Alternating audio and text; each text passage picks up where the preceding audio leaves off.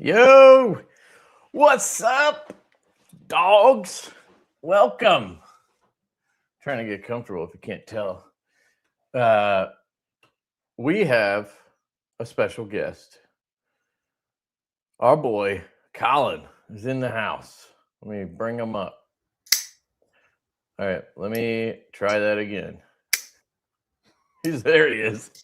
What's up, dude? Yo, what's going on, man? Not too much. Let me turn that. I don't know. Oh, why do I have my earbuds in? Take those out. All right. Been a minute. Yeah, dude. All right, there we go. I think I'm good. I thought maybe you were quiet, but I think it's just my sound. Cool. How you doing, man? You getting enough sleep? Kinda. Barely. It's about my bedtime. There you go. Here, let me I'll put this one down for now. I got the desktop cam going so we can unbox prototypes. Sick, dude. Excited about this. Did they tell us they were shipping these? No, I don't think so. Not that I saw, at least. Like, I got this package and I'm like, well, what the hell is that? And it looked like, prototypes. It's usually how they come. And I'm trying to figure out what they were. But the Hooch is the only one that we have that's like basically would be close, right? Yeah, I think so. I mean, we'll find out soon. They're in these sealed but the clue was this. They sent this little box. And in this little box are a backspacer, and a few clips, but they're like, I'll take one out. It looks like an internally mounted clip, which is kind of a clue. God damn, they really, there we go. This is the clip. This is a sexy looking clip, by the way. Hell yeah. Is that a Hooch clip? I think it's a Hooch clip, man. A Hoochie Mama clip? I think so. I like the mounting. Yeah. Isn't that triangle. What we were gonna do that with the Mad Dog too, right? I don't remember, dude. I think they fucked it up. This would have been you, right? What, the triangle internal piece? I think that's what we did. Isn't that what we got the idea from Osho? From Olex? Yeah. This is different than that. It's similar, but it's different. I don't know. I guess we're gonna find out. This is the problem with having 8 million models and prototypes. We can't even remember shit that we do on, like, we do stuff, like, and obviously we do it to the best of our abilities, but then we forget about it because there's other stuff that comes up. A lot of irons in the fire. Yeah. That's what the phrase is. Yeah, it is how it does look like how Olex does it. He did tell me when he gave me the info on that. I think he sent me like a CAD file for just a clip. Because we were trying to figure out a way to do the internally mounted clip on the Mad Dog, and have it be reversible. Yeah. But on the Mad Dog, we actually ended up changing it because they sent us the prototypes, the second batch of prototypes, and then they told us that, I realized they were flat scales. Remember that? Yeah. So they did these fucking flat scales, and then I'm like, why the fuck did you do flat scales? And they're like, well, you changed the clip, and you wanted this clip screw to be flush or whatever. And I was like, well, you didn't say anything about changing getting rid of the contouring, and then we would have done something else, because like that's more important to me than the clip. Yeah. So now we're waiting on a V3 of the Mad Dog prototype because we can't really like trust, you know. Yeah. So we're changing the Mad Dog back to a standard Divo Kubi style with the milled clip and then the screw over here that covers the slots. Because it just makes more sense. It'll match the tall boy pattern. So you can use tall boy clips. You can use small boy clips. You can use saloon clips. Growler XL, Growler V3. Like we're starting to really have a bunch of them that are all interchangeable, which was the whole point. Yeah. But like for the first, I don't know, couple years of that, they were doing like different patterns for each one, and it was like kind of getting confusing. So we were trying to get that all on track. But anyway, that's why we were gonna use that. I didn't know that you implemented it on the Hooch though. I'm pretty certain we did. But does that mean that the Hooch has flat scales? I fucking hope not. Guess we're about to it's find not out. Supposed to, right? No.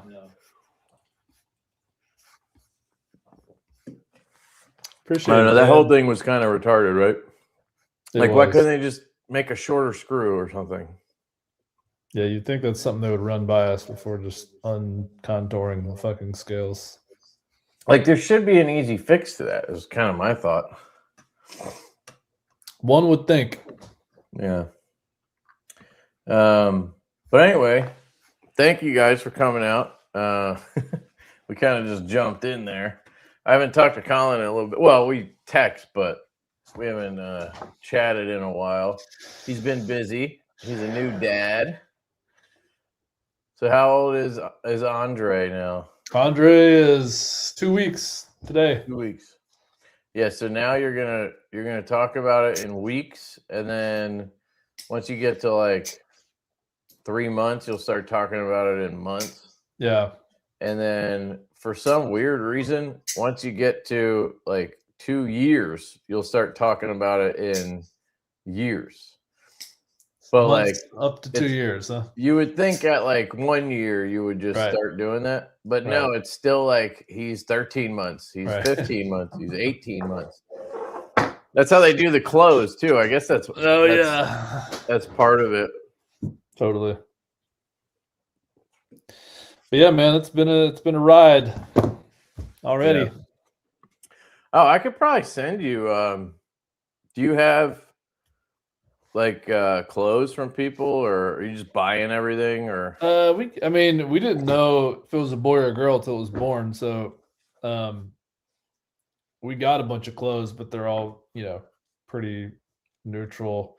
Our neighbor has a boy that we might grab some clothes from him.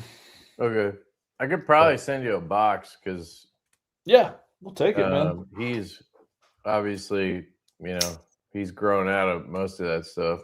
How old is Oscar now? He's 17 months. Yeah. No, quick. Wait, 16 or 17. I don't know. October, whatever that one comes out to. Yeah. He's 1. He's like 1.5. But dude, oh my God, he is finally going to sleep. Like so that's how long I have to wait? 17 months? I think this was abnormal.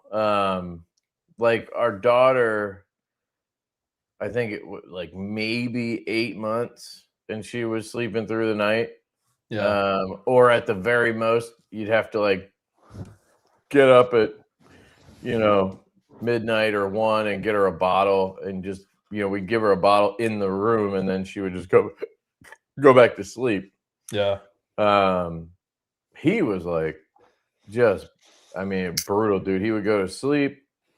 You'd have to rock him forever and like whatever, hold him the whole time, get him to sleep, and then after like holding him after that for like an hour asleep, then you could like get him to go in the crib without stirring and waking up. And if you did fuck up and got him to wake up, then he would immediately start crying and you have to pick him up again. Like he's very like clingy. Yeah. And then he'd wake up at like 10. So you get him in bed at like 8:30, 9, and then he just wake up an hour later. And then you gotta basically start that over. And then he wakes up again at like 2 or 3. Yeah. And then he just would come into our bedroom. Yeah. And we just let him sleep with us. You know, he would nurse like all night long. Right. So I don't know if it was something we did. If it was something to do with the breastfeeding. I would, you know, just cut him off early is what I think. And then eventually, like a month ago, we were like, all right, we're just going to cut him off. I was just waiting for my wife to be like, I'm done. Like, yeah, you know, but it's hard when you're the source of his comfort, like right. at night. And it's like, he's crying and you could just let him nurse and he'd be fine for, you know. So it's hard to like give that up and just go, you know. But yeah, I was just like, we gotta just cut him off, like just cold turkey it, just be done with the damn thing. But like, you know, it was always kind of like back and forth. So I'm like, you know, whenever you're ready to just do that, let me know. And so like we did that and we were like planning, we expected it to be fucking brutal. Like we thought he was gonna just cry all night. And we did some kind of sleep training. There's a name for it. There's different ways to do it. Like some people literally just like put the kid in the crib and leave and let them cry until they basically cry themselves to sleep. But I guess there's like studies that show that leads to issues because then they have like abandonment issues or whatever. I don't fucking know. Right. So there's this method where you put them in the crib. Obviously, you like, you know, you talk to them and whatever, and then you leave, and then you wait 5 minutes. You go in if they're crying or whatever. You go in, offer them water, comfort them, whatever. Leave. Wait 10 minutes. It's like one of those processes where it's like 5, 10, 15, and then you know the next night you kind of just extend it. You know, right. But literally like a month ago we tried it and like after the first night, like he was good. Shit. And like the like breastfeeding, like he didn't have any crazy withdrawal or anything. Like he wasn't like crying and like grabbing at her or anything. Like I think he was ready to be done with it too. Like I'm sure he wasn't enjoying not sleeping. You just got a formula or like she was pumping? Just breast milk? No, we just always did she just breastfed. Yeah. So by that point, like she would pump to send shit to school. Right. But by the time we cut him off, he was 15, 16 months, 17 months, whatever. You know, he's off. He's not like at daycare or whatever. He's not getting any milk or anything. Right. She was only doing breastfeeding at night to just like comfort him so he could sleep. Yeah. Basically. Yeah.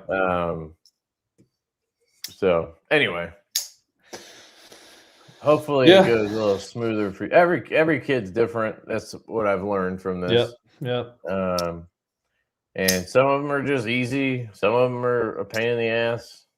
Like it's just like my daughter, the first 3 months or 4 months of her life, she was like brutal because she wasn't getting enough like nutrients or whatever. Like my wife was breastfeeding, but she wasn't like she was gaining just enough weight for them to like not be super worried about it.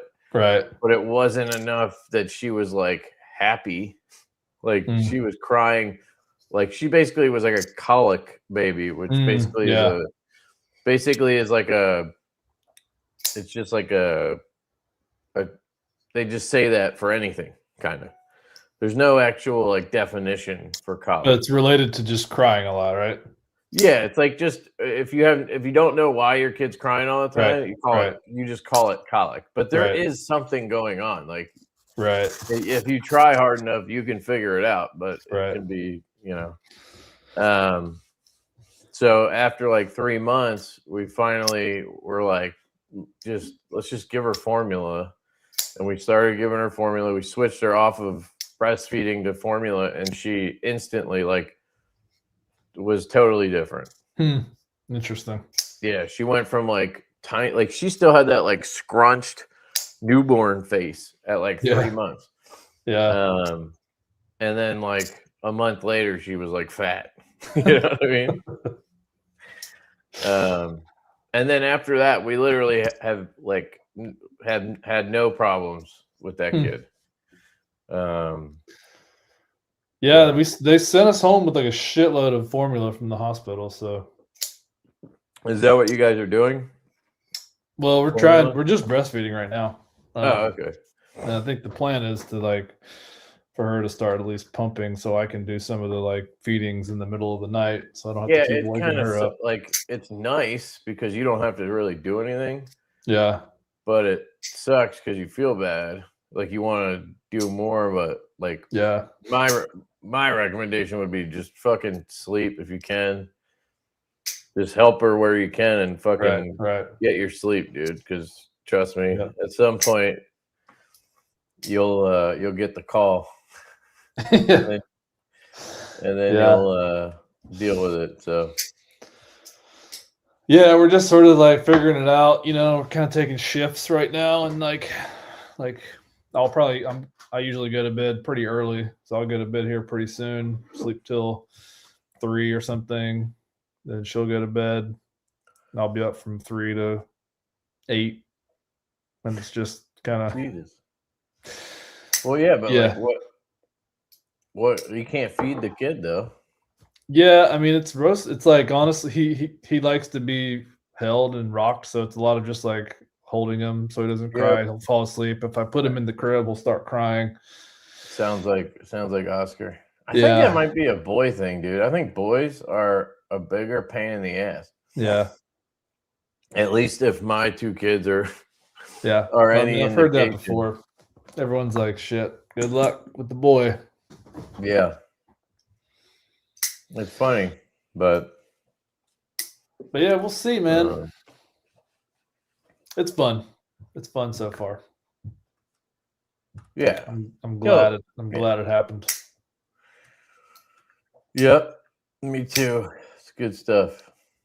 So to take your mind off of it, let's you want to check out some knives? Let's do it, man. All right. Let's do it. So can I make that one big and us small? I think I've done this before. No, it just puts us down there. Can it? Oh, because it's another camera, it doesn't work. Okay. All right, I got this. Just give me a second. I'm gonna create something. Add item, camera slot. There we go. Put this bastard down here, and then switch me with this thing. Oh, seriously? Oh, I gotta save it first. Okay. Yeah. Save. There we go. Wow. Cool. All right. Wait, I thought this was funny. My dad said they didn't give me a name until I could wipe my own ass. All right. So yeah, we got some hopefully prototypes here. Let's see what they are. I got the Pony V2. These are sick, dude. I love them. I don't know if I could close this right-handed. Oh yeah, look at that. The detents on these are stout. They're good. They're great. I love it. I have 5, so I have one of each version in Lefty. They do vary a little bit. They're all good. The bronze one, oh my god, the bronze one is the strongest out of the ones I have. Dude, this looks incredible. Holy shit. This is the bling bling one. Hell yeah, dude. Oh my god! Holy fuck! Woo! So you guys have never seen this knife, I don't think. This is the Hooch, and this is we gotta call this one the Hoochie Mama, because this is the baller version. What's up, Dylan? Dude, that is sick. Appreciate it, Nick.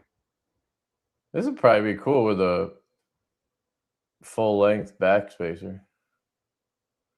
Yeah. I always want to do full length back. It's always like the blade always gets in the way. Oh, damn. Hard to tell. Yeah, I don't know if that's a thing. So look at it. This is zircotai. So you have this knife has inlays in 2 spots, which is super cool. And then it has the triangle style pivot. Wait, is this side? Interesting.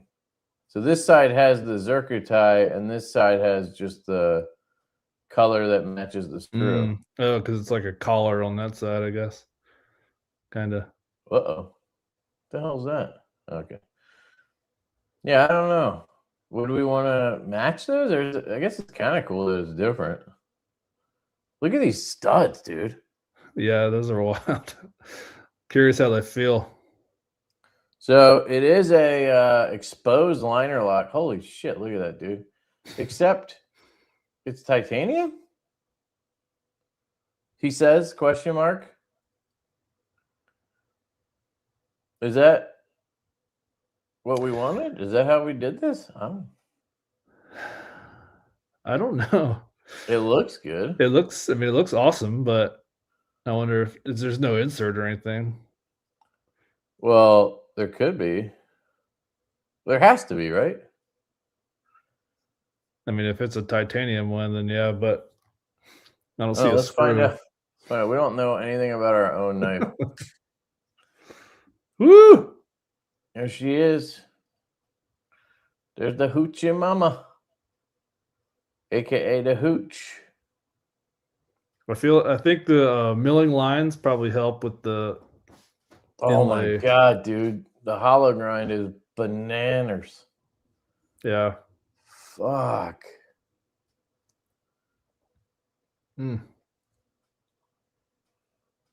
Definitely. I think we need a patch out here, or just extend it all the way.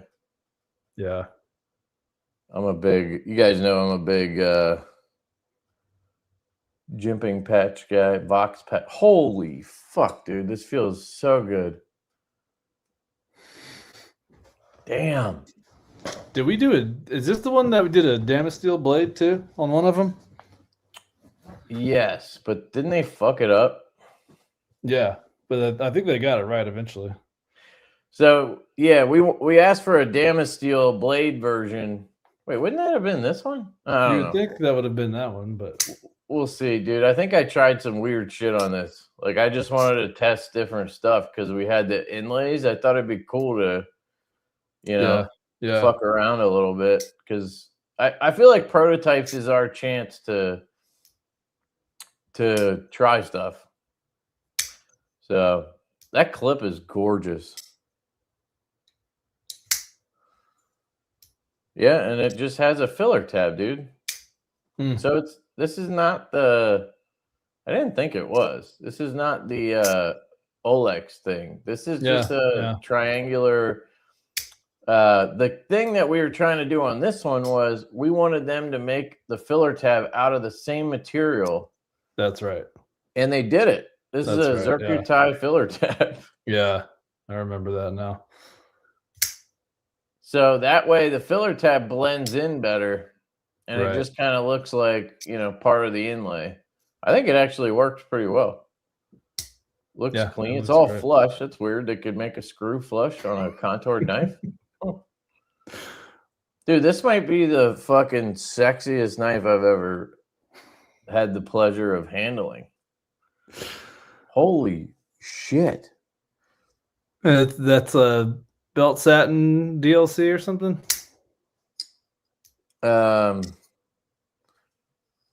What's up with the detent though? Hold on.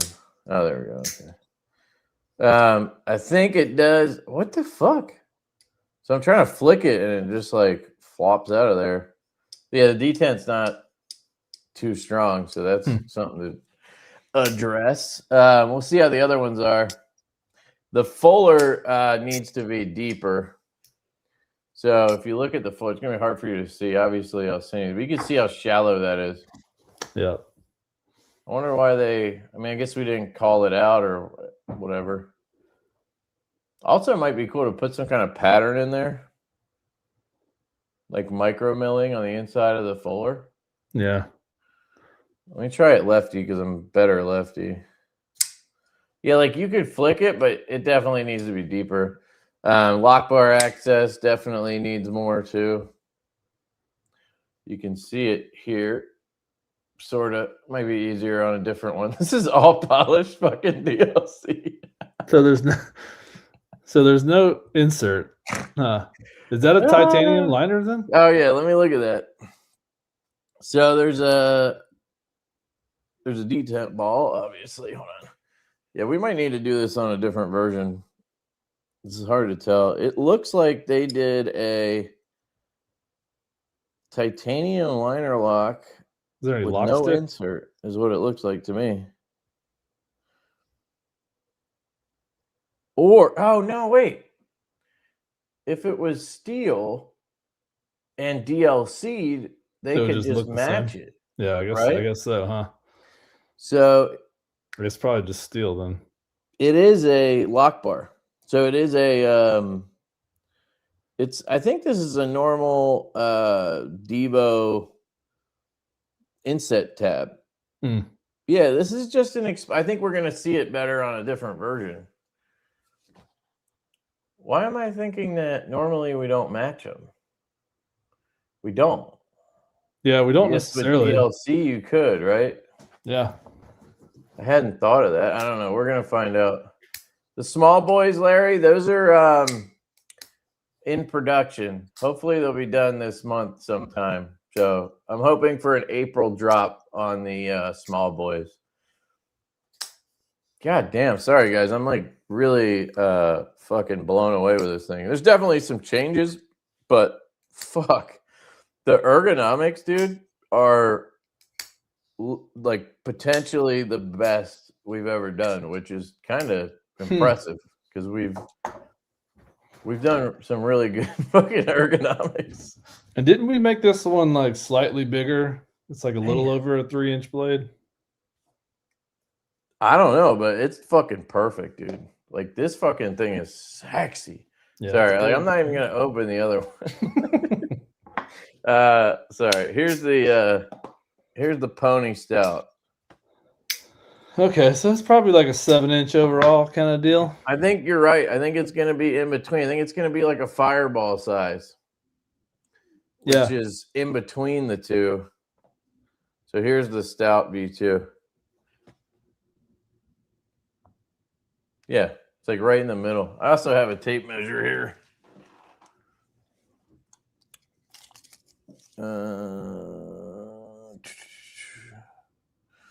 I hate that this tape measure has a hole right here. So every time I go to line it up, the tip goes right through that fucking hole. It's like magic.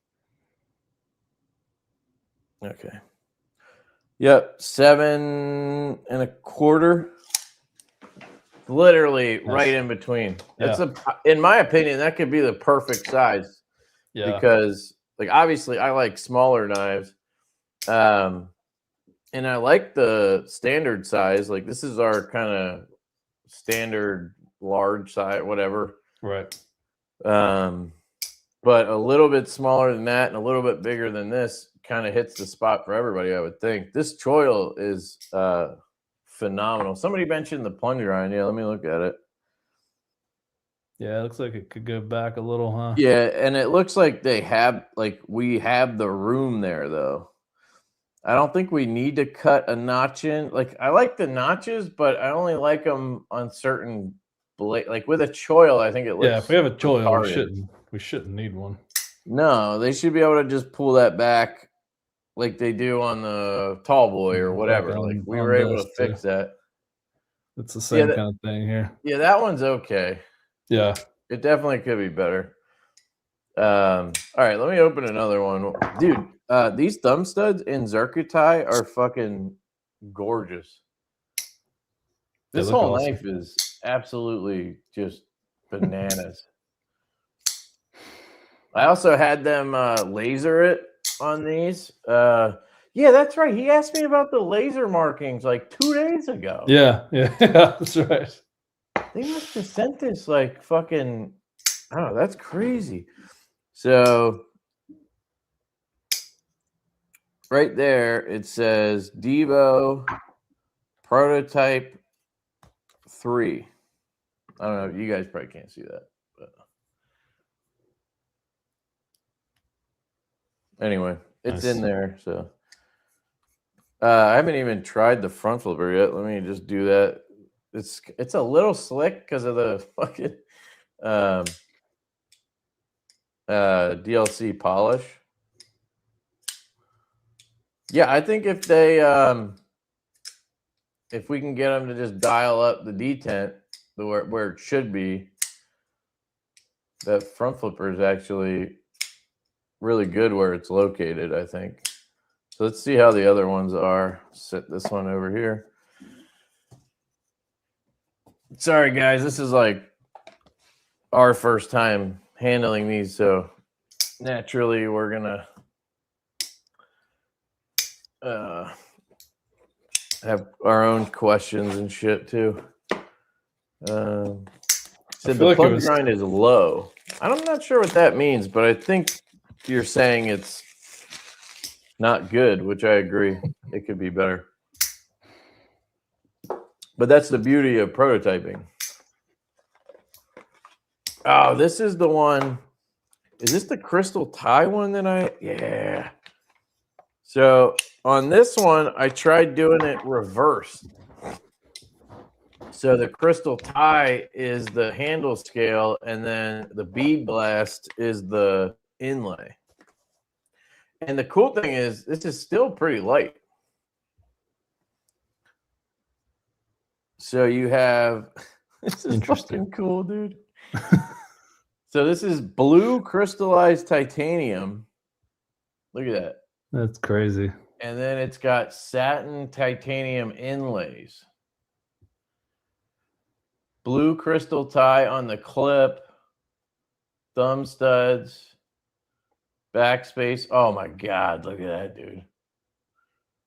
That's fucking sick. Dude, the backspace are like, that's the nicest looking part of the knife right there. You can really see the crystal tie there. It's harder to see on the handle because of the milling. Yeah, but I kind of think that's cool because it gives it like on the, when you see it on the edges, you can really see it well. So it looks really cool there. See how the flipper tab is. Oh yeah, there it is. Oh, hand satin too. Hand rubbed, huh? Yeah. Is this the first hand rub we've gotten from them? Yep. I told you I was just trying shit.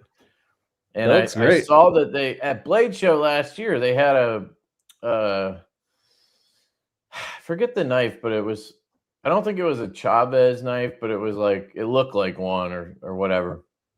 And it had a hand rub. And I remember asking him, like, I've been asking you for hand rub satin for years. Yeah. And, you know, and then it, like, I don't ask for 6 months, and all of a sudden you have a knife with it. It's like, why don't you just tell us when you have a new finish? Yeah. You know, they can actually do a hand rubbed DLC, I bet. I think I saw that somewhere. Maybe it was on Casey's knife. Did anybody see that? Was it they did a baller version of his Zephyr, the integral that he has with them? Have you seen that knife? I haven't seen it. Have you ever seen the Quiet Carry 9? Yeah. It's similar looking to that. Oh yeah. I know what you're it's different, but just to give you like a visual, but it's an integral.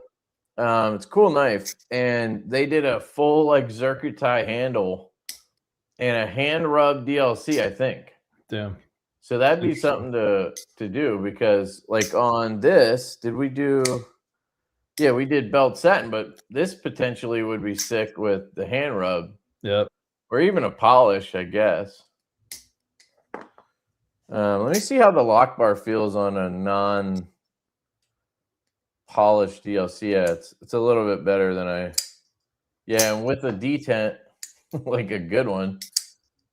They always do that, dude. You get the sickest version of the knife you order a prototype on has the worst detent. Yeah. It's like, you motherfuckers. That feels good. And the stud feels like it's like a usable proprietary stud, which is unusual. Like, I'm not slipping at all. Reverse flick, thumb flick. Yeah, dude. Yeah, dude, it's money. Great job on the stud. That was pretty sure that was all Colin on the thumb stud. Yeah, we tweaked the angle on it a few times just because we thought it might get kind of pokey, but it looks like that your thumb hits it in that kind of long spot, huh? Yep. And it's hard to show you guys. It might be easier if we get one with like a normal fucking finish or something. Those crystal tie too? Yeah. The studs? Yeah. It's sick. But what I wanted to say is something I complain about in my videos is the lock bar access, by the way, is actually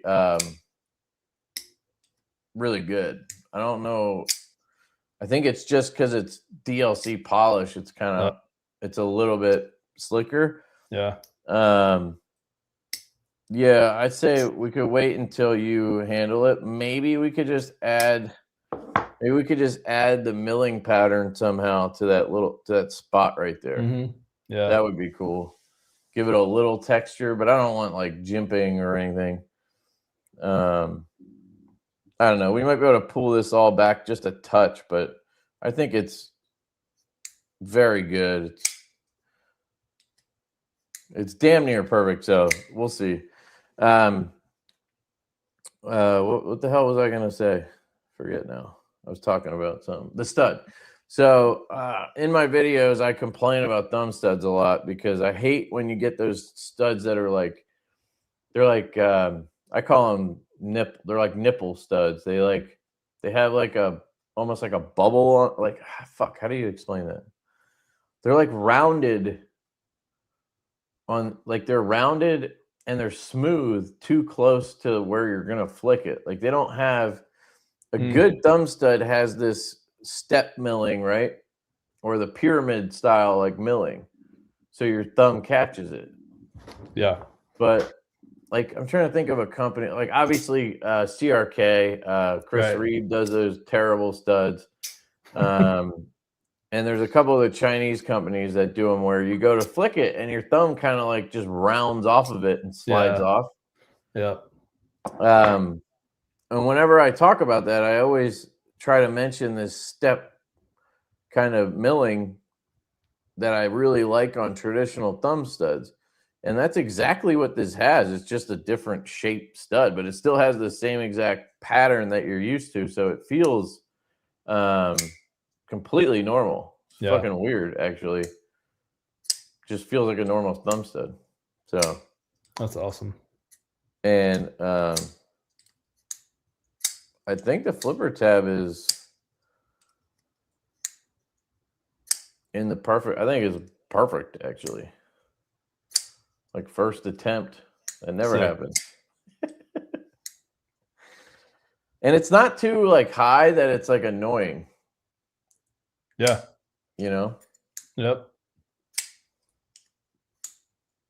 I mean, I guess the only thing I would say if I had to nitpick the flipper tab is it does push you to the very top of it. Like you want to use the very top of it. You know, obviously I think they screwed up. That's what it is. It'll be fine. They didn't jump it up and around. Unless that was you, because sometimes you fuck that up. They should just know to jump the fucking top of the flipper tab by now. Yeah. Well, you should also know to just fucking. I'm positive I put that in my file for them. All right. Well, we'll check. We'll see who's buying dinner next time we meet up. but it kind of like normally you want to get pushed to like right here where that sort of, it's not a curve, but like, I don't know how to explain it. Like there's a natural spot on this type of flipper tab where your thumb wants to land, but it kind of forces you up a little bit to get the leverage because of the location of it. Right. So I don't know, but I mean, it's like any flipper tab. You just get used to how it works. I think with the appropriate jimping, it would be really good. Yep. So sick, God, man. Damn, this thing's sexy. That's a good one. It's a lot easier to flick the fuller on this one. I wonder if the DLC yeah. But at the same, so it does have a sharp edge here, but I do think there's no reason not to make it deeper, I think. Like, can you measure how thick that is, like inside the pocket with your calipers? I wonder if it's like a. I don't have my good ones here, but I brought those downstairs. But let me see. They'll just say it's like to use the depth gauge on it. Hold on. Make sure it's zeroed out. It should be a 3 millimeter thick blade, right? It looks like 1/4 of an inch, or sorry, 0.025. So yeah, I suck at figuring out what that is, but I have no idea either. It's 25. That would be hundredths, right? So I don't know how to explain that better, but anyway, that's the number right there. So I'm guessing it's a 1/4, whatever the measurement is. Right. Let me just confirm it.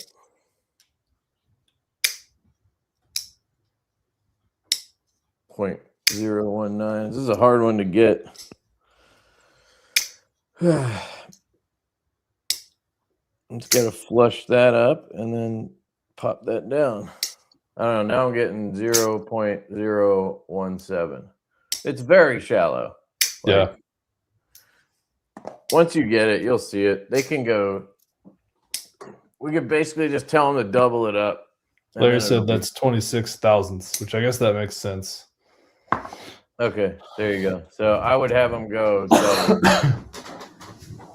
I don't think we're in any risk of it being too thin if we do that. But yeah, even this feels like way catchier than the other one. So yeah, that's just one of the downsides with that type of blade finish, you know? Yep. All right. Those two are dope. Let's see what else we fucking got. One of them has Damasteel. I don't know. I can't remember any of the other parts of it, though. Did we do Damasteel on the inlay, too? I think I might have done that. That might have been the crazy... Nope. What the fuck? Okay. Dude. I guess I was just, like, making shit up. This is fucking cool. All right. And not a single one of these has looked like anything I've seen before, which is kind of cool. Maybe the Zerkutai one.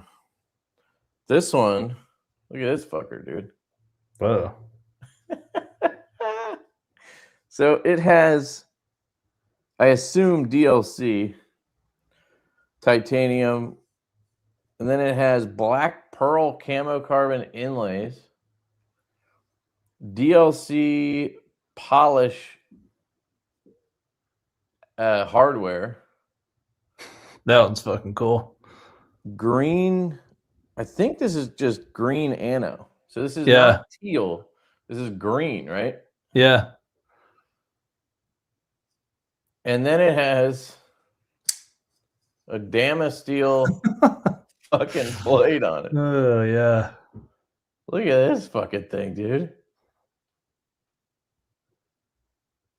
Hot dude, damn. That one's awesome. What the fuck was I smoking that day? Maybe you were trying to do teal so you could get. No, this is green. Yeah. I remember really liking the green on the Dirty Money. Yeah, that was probably in the Dirty Money era. Yeah, and I probably just was like, let's fucking do that. Like I said, I was just trying shit. And apparently I was high as fuck. Even though I don't actually do drugs, folks. Well, I don't hate it. No, I don't hate it. I love it. We'll have hardware kits for this, so yeah, you could fucking you could run this one, and then you could put any hardware kit you wanted on here, from Zircuti to purple to fucking crystallized tie. You could put anything on this and it would look cool. So yeah, I think we got to be careful when we do those hardware kits, accent kits, and we should probably include a pivot in that finish and a filler tab in that finish. Yeah, because I'm guessing there's going to be people who want this and that to match that. Yep. I actually kind of like it the way it is. I do too. I mean, like, this side is more neutral, and then this side fucking hits you in the face. I think it's pretty cool. But the stud kind of ties it all together, and the back spacer. That's sick. I don't know. What do you guys think? Dude. All right, I got about 5 minutes before I got to get to bed. All right. I got to clock in. Well, there's only one left. Clock out. Do you want me to open the last one? Let's just look at the last one real quick. There's only one left, and that usually means it's going to be some kind of Colin version. This is the basic bitch version for sure. This is probably the basic bitch. We'll see what I came up with. Maybe denim? There was a micarta one. Yep. Yep. Dude, fuck yes. Hold on.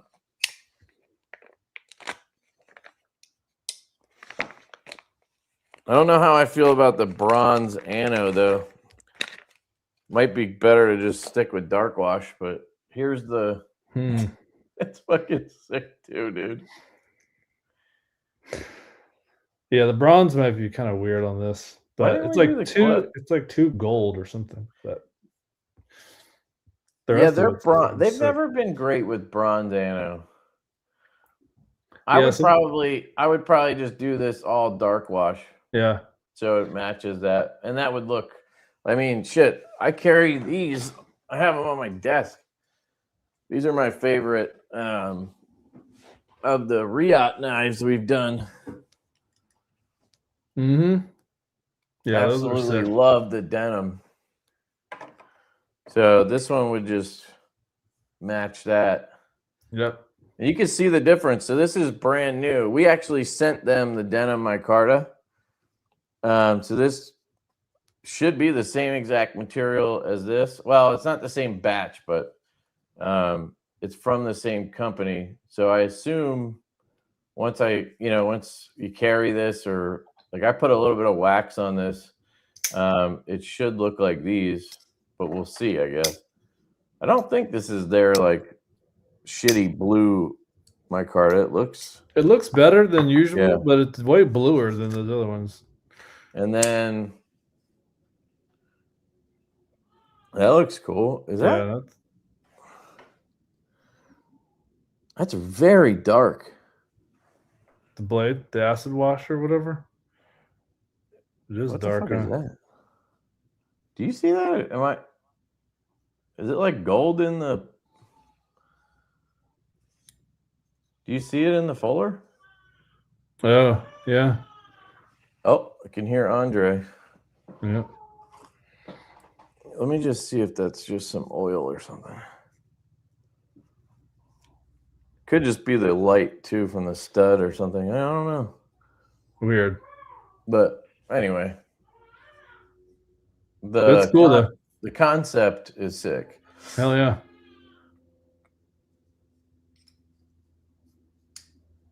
Yeah, it's a fucking sick design, dude. Hooch. So this one is called the Hooch, guys. Hooch. Like, fuck, what's the movie? Why can't I remember the name of the movie? Turner and Hooch. Turner and Hooch. Classic, by the way. I've seen that movie probably 100 times.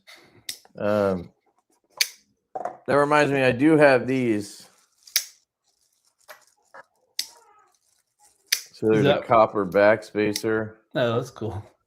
There's copper studs. I don't know why they didn't include a clip. Maybe we didn't ask for one. I don't know. They always do weird shit. There's a couple of extra clips. Looks like this one's polished DLC. This one's regular. And there was that other one. Oh, here. Just a satin one. So maybe I wanted to match. I wanted to see what it would look like to match everything. If we matched the inlay, what would it look like? That was maybe the idea. Is this? It is like White Lightning Hooch, Dylan. Like what? White like liquor Hooch. Oh, yeah. That. Sorry, I was just trying to explain the spelling. But yes, everything we do is alcohol related because we're wild. And yes, it's that kind of hooch. Cool. All right, well, dude, thanks those are for coming on, dude. Amazing. Appreciate it. Yeah, send them to me. I want to check out that Damasteel one for sure. Yeah, and then maybe one other one. I should probably just send them all to you. They're all very unique. Like, might be good for you to get eyes on all the different stuff. Yeah, plus, for sure.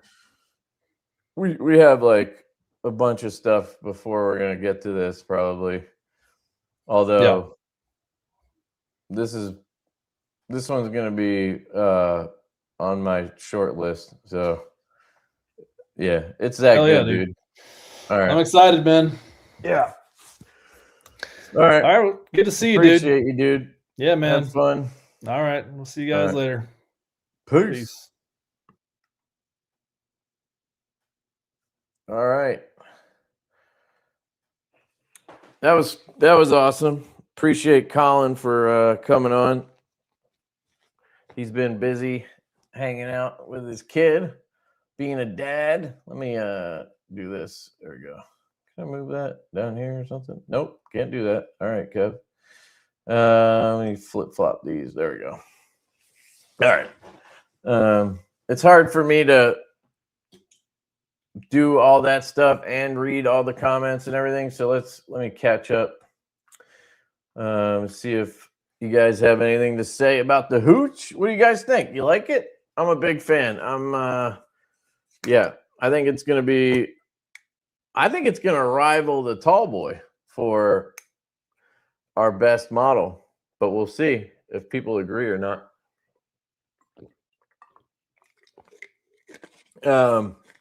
These are Kubi.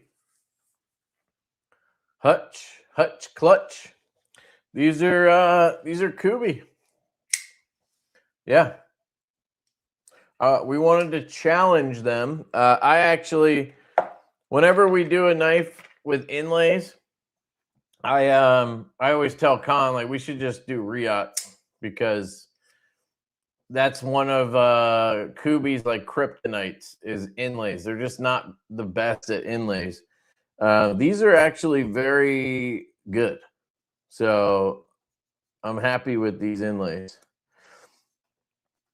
So that's good.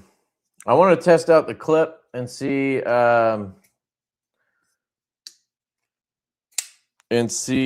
how it reverses, if it's good. I'm just trying to figure out which one I want to reverse.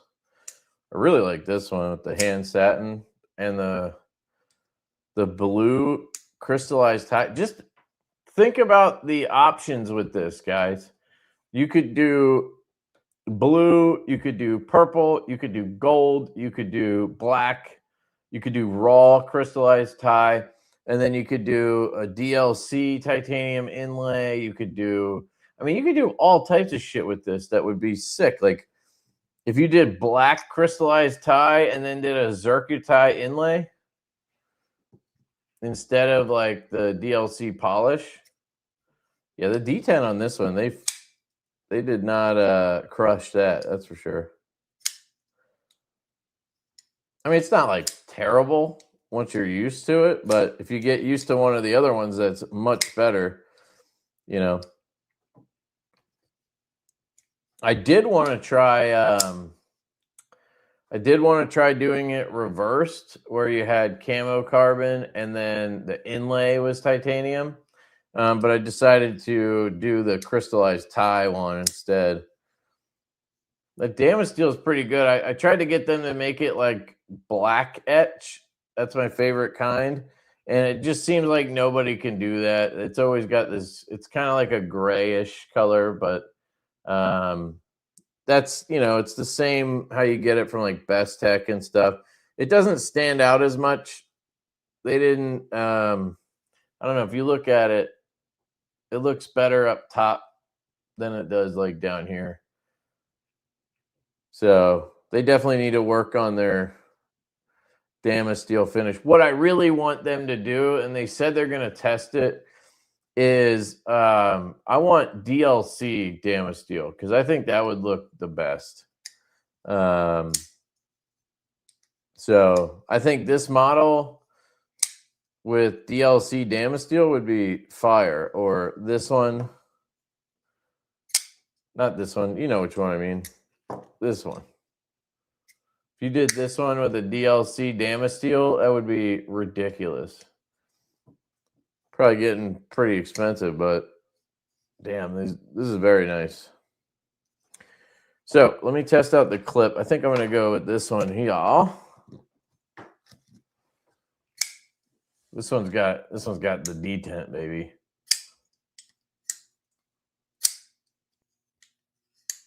Sorry, I was going to read some of your stuff. If that Bronzano was darker, it'd look a lot better. Yeah. Yeah, they're just not the best at Bronzano. But, you know, that's why you try shit, you know what I mean? White Lightning Hooch. Yeah, you know, like Hooch. That's what you know. Like I think that term comes from like Prohibition days, you know? Almost like Chooch. Like Chooch the catcher? My boy Ruiz. If you know, you know. Better be purple.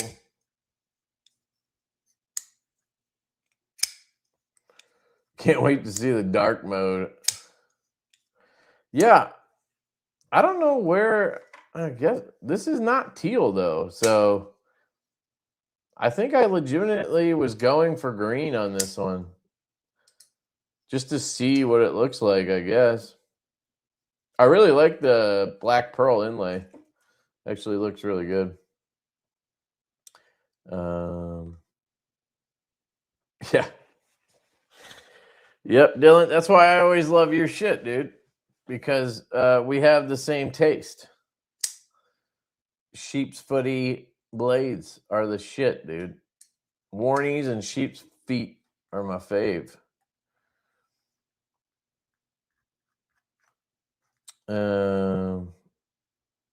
Got to start doing coffee etch. What the fuck is a coffee etch?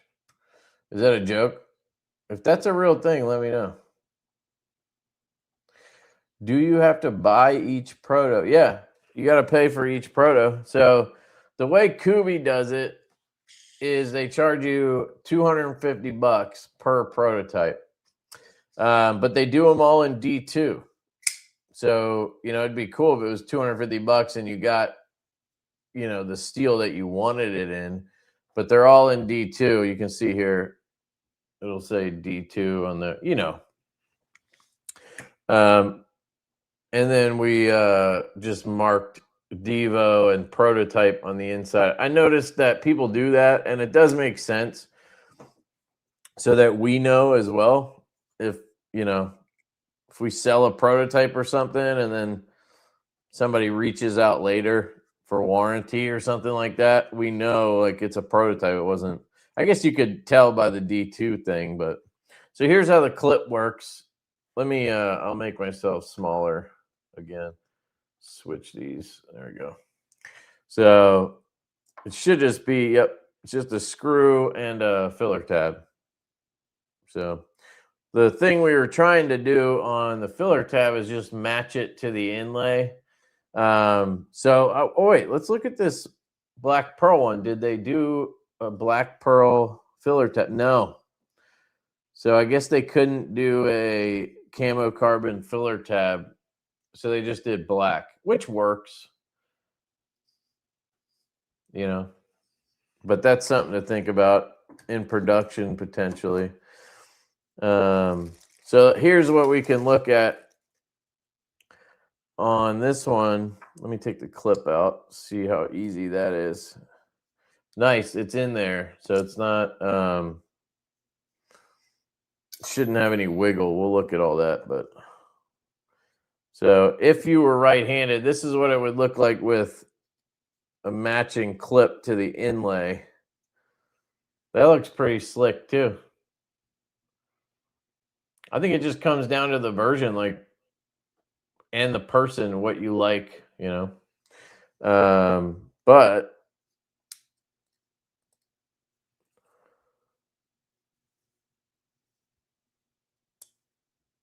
oh, there, that's Lefty. So you got to kind of wiggle it out. I'm going to put this one in because it's got that, the crystal tie is cool to me. And I think it works well on this version because it lays over that satin tie, which is kind of like a blank background. And then you just take this sucker,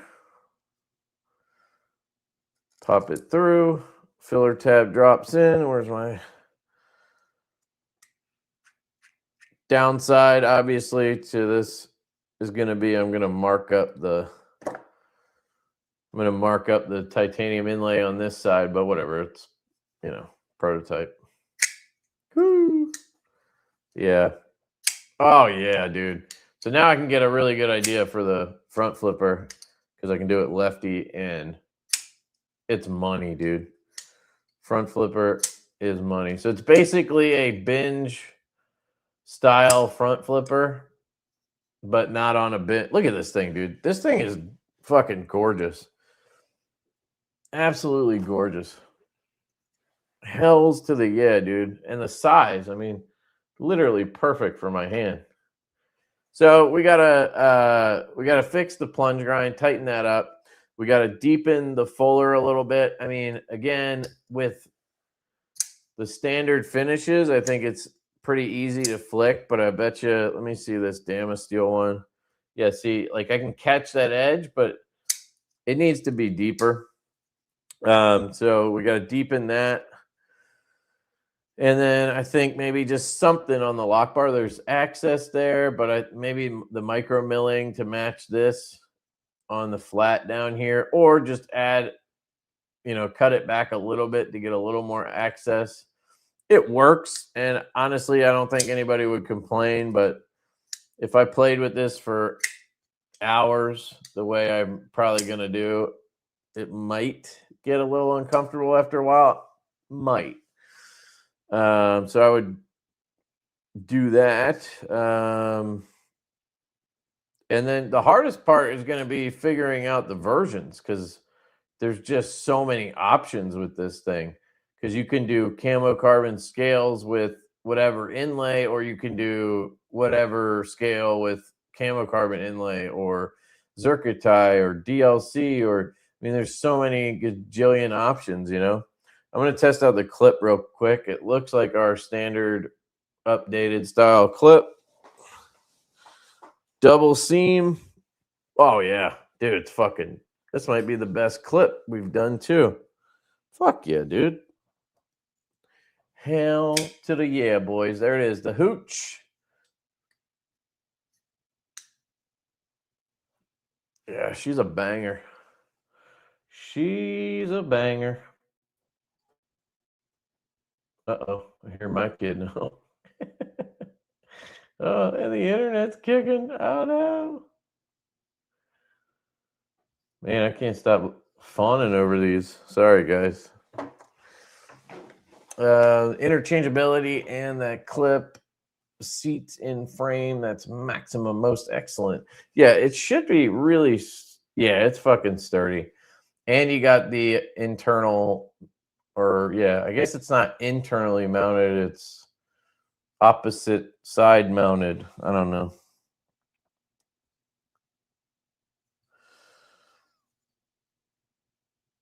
Very cool.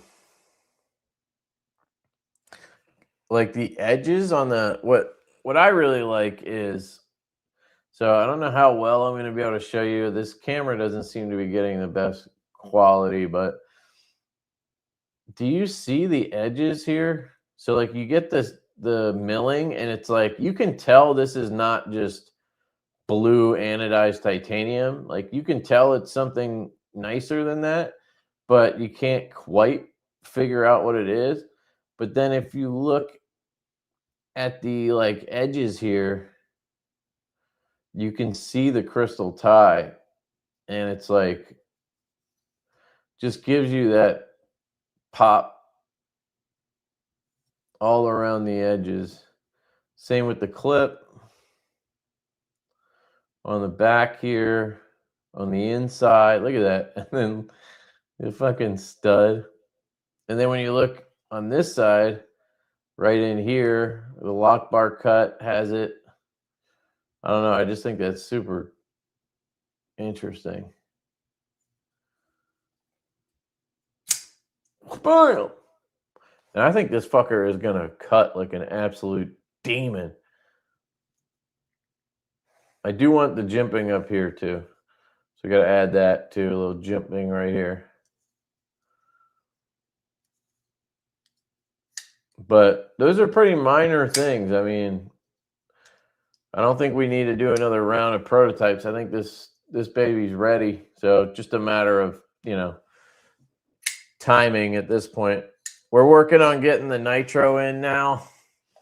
That's another one. I'll grab one real quick. I love that one too.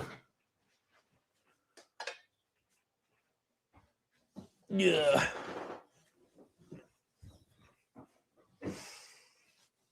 This is the nitro.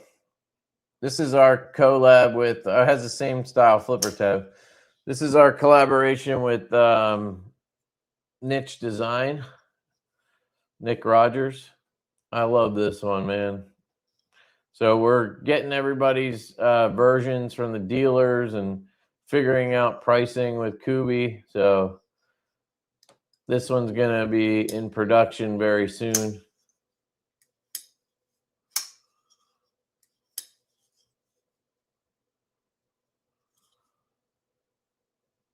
Got these really cool inlays.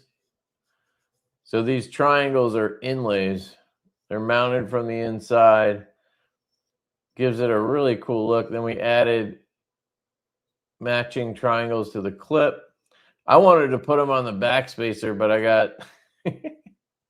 got overruled. It was too many triangles. The pivot too. Just ties it all in. But yeah, very cool. Let's switch these back.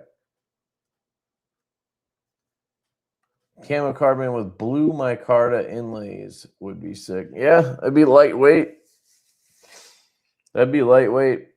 I think this would look really good without the bronze. Like the bronze, I don't know. I think it might be a step too far. Like we have a version of the small boy that looks like this. DLT, I think, did it with the bronze. So hopefully that looks good.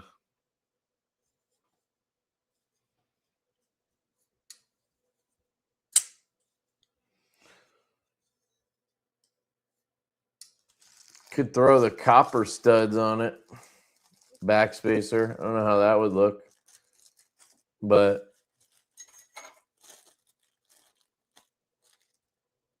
yeah, I don't know.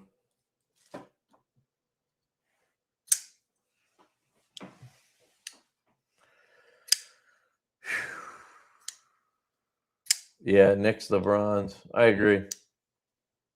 I like it like this.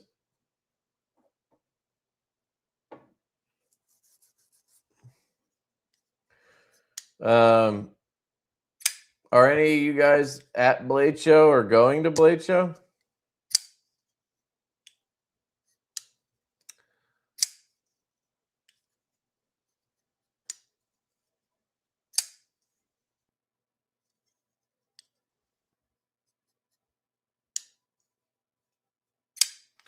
Anybody at Blade Show?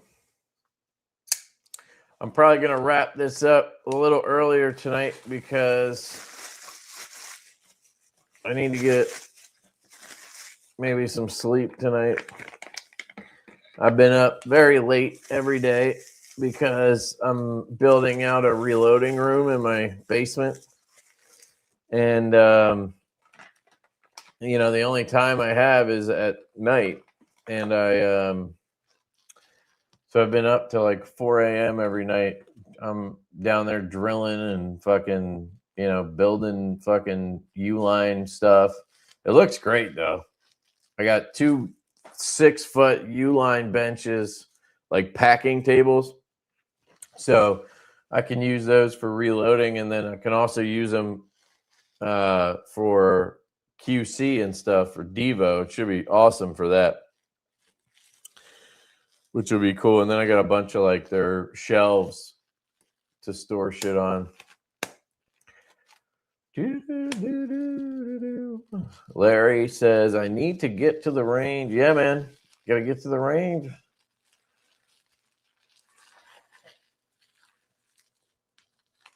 No Texas, but we'll be in Atlanta. Awesome, Ed. I'll be there. We'll be in Atlanta. Which reminds me, we should probably, or I should probably book a hotel. I'm guessing Colin will probably be staying at home. I can't afford to go to any show, unfortunately. Well, yeah, it does suck a little bit, but tax write-off for the QC station. Yep.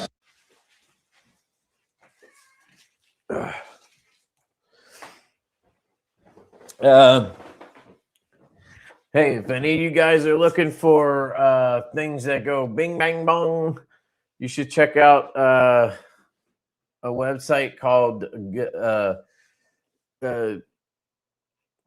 broker.com. You should check it out because your boy got some stuff up on there. I got 4 things up on there, and I just said fuck it, and I'm risking it all, and I did penny auctions on all 4 of them. So we'll see how that goes. We'll see how that goes. Could suck, but and I'm on there as Lefty EDC, so you can look me up. Yeah, dude, I think this might become our best knife or best seller. The tall boy right now kills it. But hot damn, this thing is sexy. Did I tell you guys the funny story about this knife, which I still need to do a giveaway on this one? I've been saying we would do it on Instagram, so should probably do that, but this is a big boy prototype, okay? And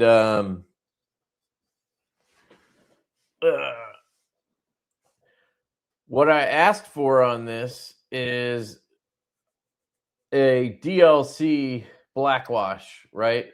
When I say DLC blackwash or a blackwash DLC, what do you guys think of? Do you think of a DLC with a stonewash, right? So that so it looks like a stonewash that's DLC'd, right? That's what you think of. Well, Kubi apparently thought that I literally meant a blackwash with DLC. So in their infinite wisdom, Kubi literally did a PVD blackwash on these knives. So you know when we used to do a blackwash, it would be PVD and it would be PVD coating and then it gets tumbled, right? So what they did was they did a PVD coating on the whole knife and then they tumbled it. And then they fucking DLC'd that. And that is why we have this knife that I think looks like a terrible DLC blackwash. So apparently what I need to be saying is DLC stonewash, which is how I explained it to them. I said you would do a DLC and then a tumble or a stonewash and a DLC, whatever. But I just called it blackwash DLC. So anyway, I think that's fucking hilarious because it's the stupidest thing I've ever heard. Like, this thing has 2 coatings on it. It has a PVD and a DLC on top of it. This is going to be a tough mofo right here. Some of the best inventions come from accident. No, I don't think this looks good. I'm not trying to say that. See, what I don't like about this is it looks like a DLC that somebody tried to tumble very, very lightly. You know what I mean? So it's like a super light DLC stonewash, I guess, where I want it to, just look like a stonewash with DLC on it. Anyway, I just think it's a funny story because they literally came back and said that. And I'm like, are you kidding me? Also, I would like to announce that we have officially put in for prototypes of Mega Boy.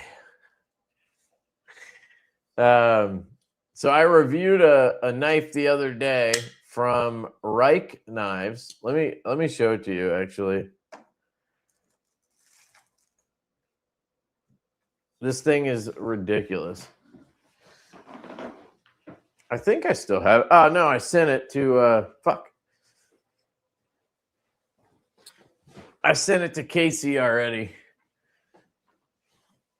Casey, if you watch this or you are watching this, I sent you the Reich Thor 6 Plus. He's going to love that. It's got damn near a 5-inch blade on it. And it's an 11-inch knife overall. I also sent you a big boy prototype. I sent you my Blurple one because I need to give this one away. So maybe I should just give it away to you guys tonight. Save myself some trouble on Instagram. Although the whole point is to kind of try to build our Instagram up and get some new, customers or whatever.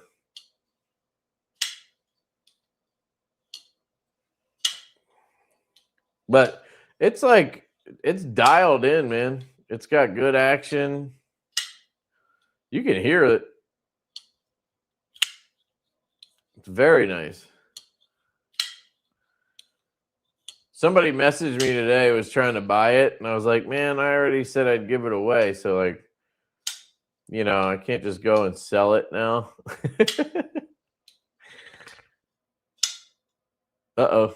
Something just fell out of it. Oh, it's the it's the little plastic thing that goes under the clip. Nothing bad. I thought it was like a screw or something. It was like, damn.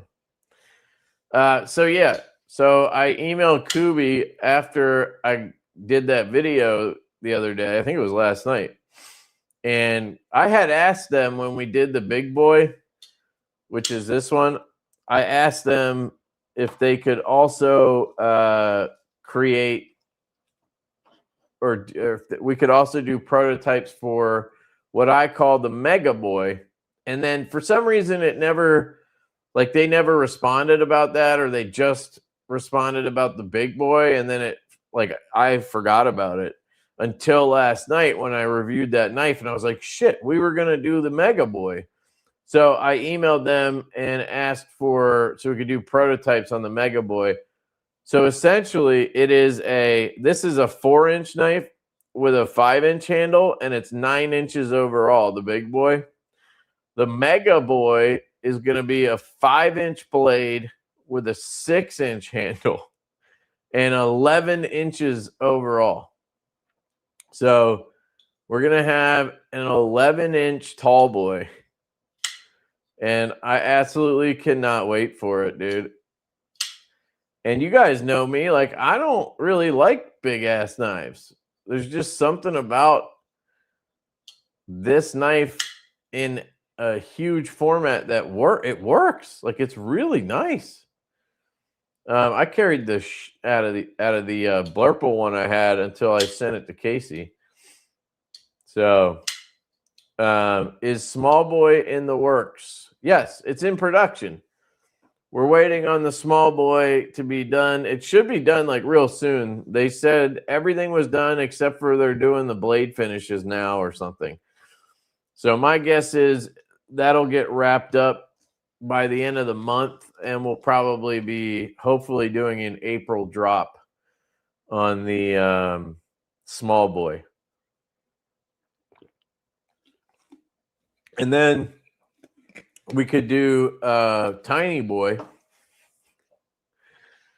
So, or Little Boy. I don't know which one. Maybe Tiny. Oh, here, somebody's actually saying. So T. Taylor says, we need a tiny one and call it Little Boy. Yeah, so I thought of that. But the only thing I worry about with that is Little Boy is a little bit, I don't know, is that a little bit like Epstein pedophile-ish?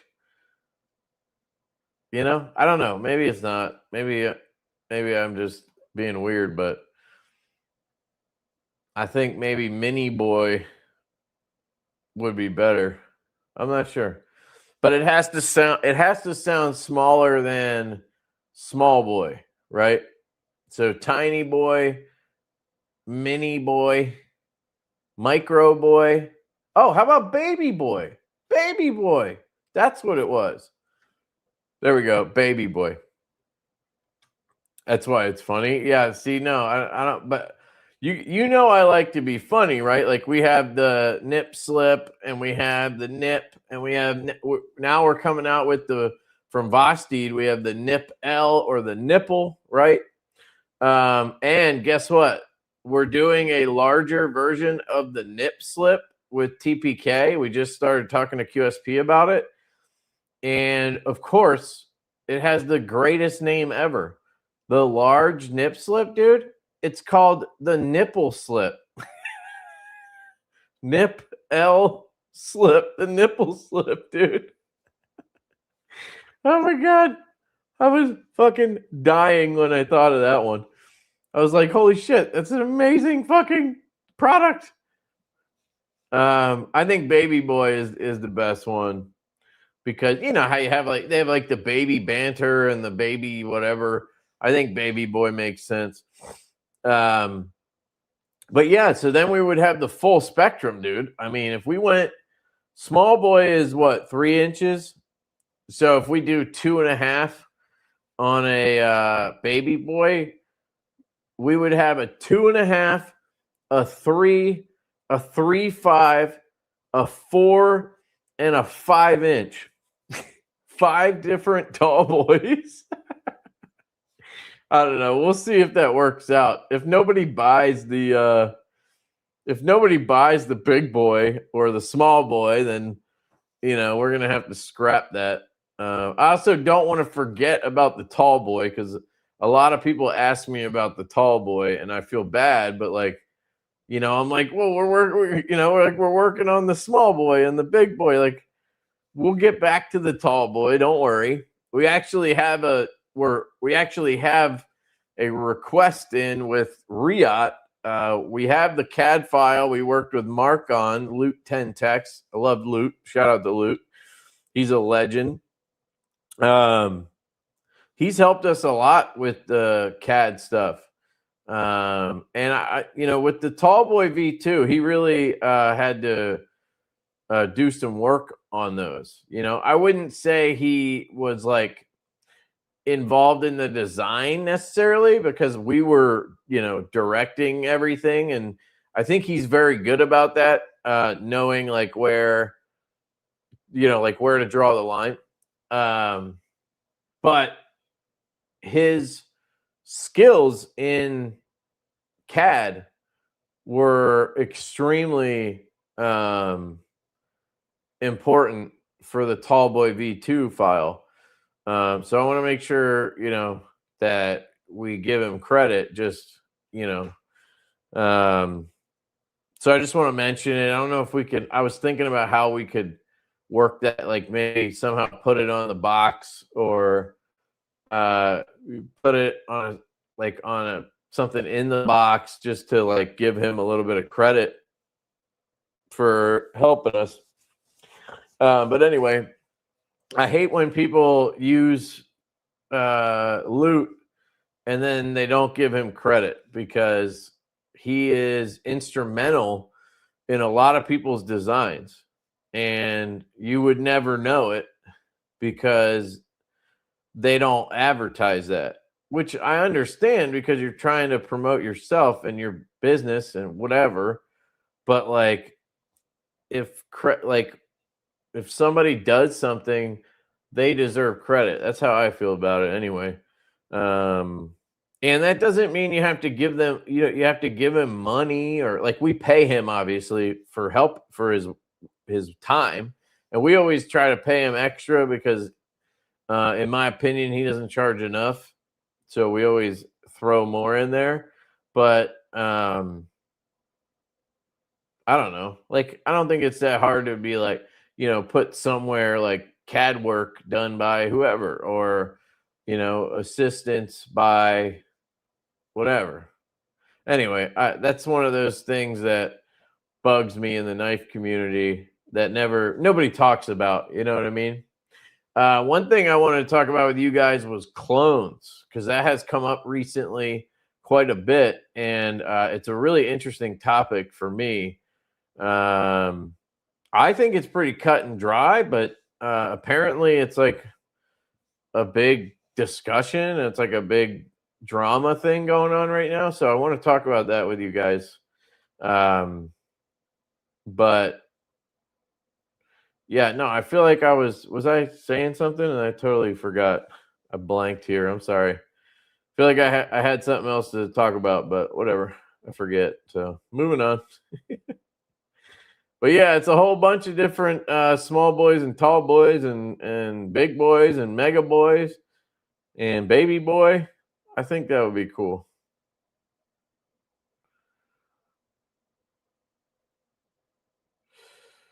You should have Luke. Oh, you mean Loot?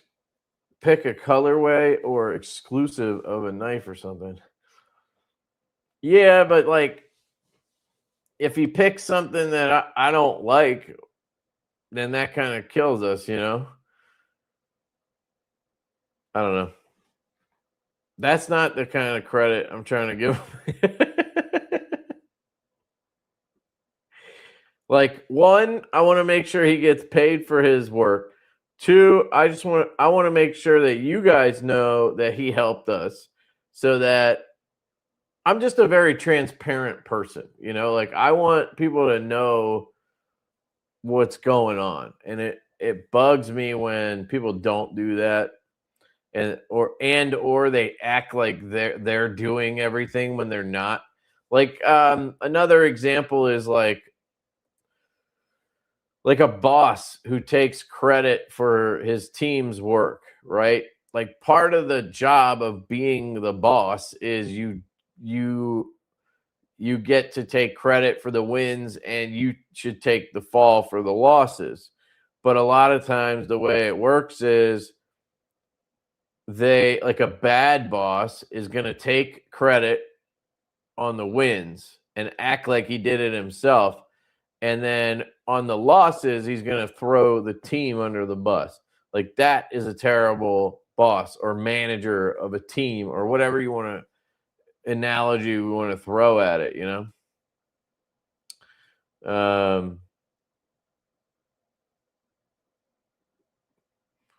I got a clone yesterday. Made me want to buy the original. So yeah, let's talk about clones. Because I don't know, maybe my thought process is going to be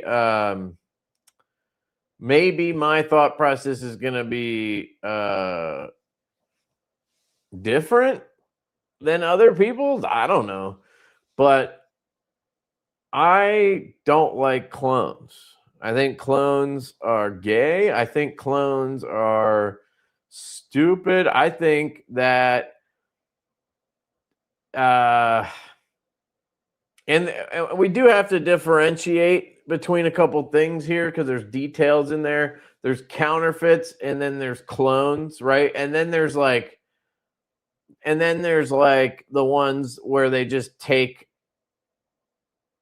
parts of the design and they kind of, you know, you can tell it's from that design, but they changed enough stuff. Those I'm fine with. I don't always necessarily like that because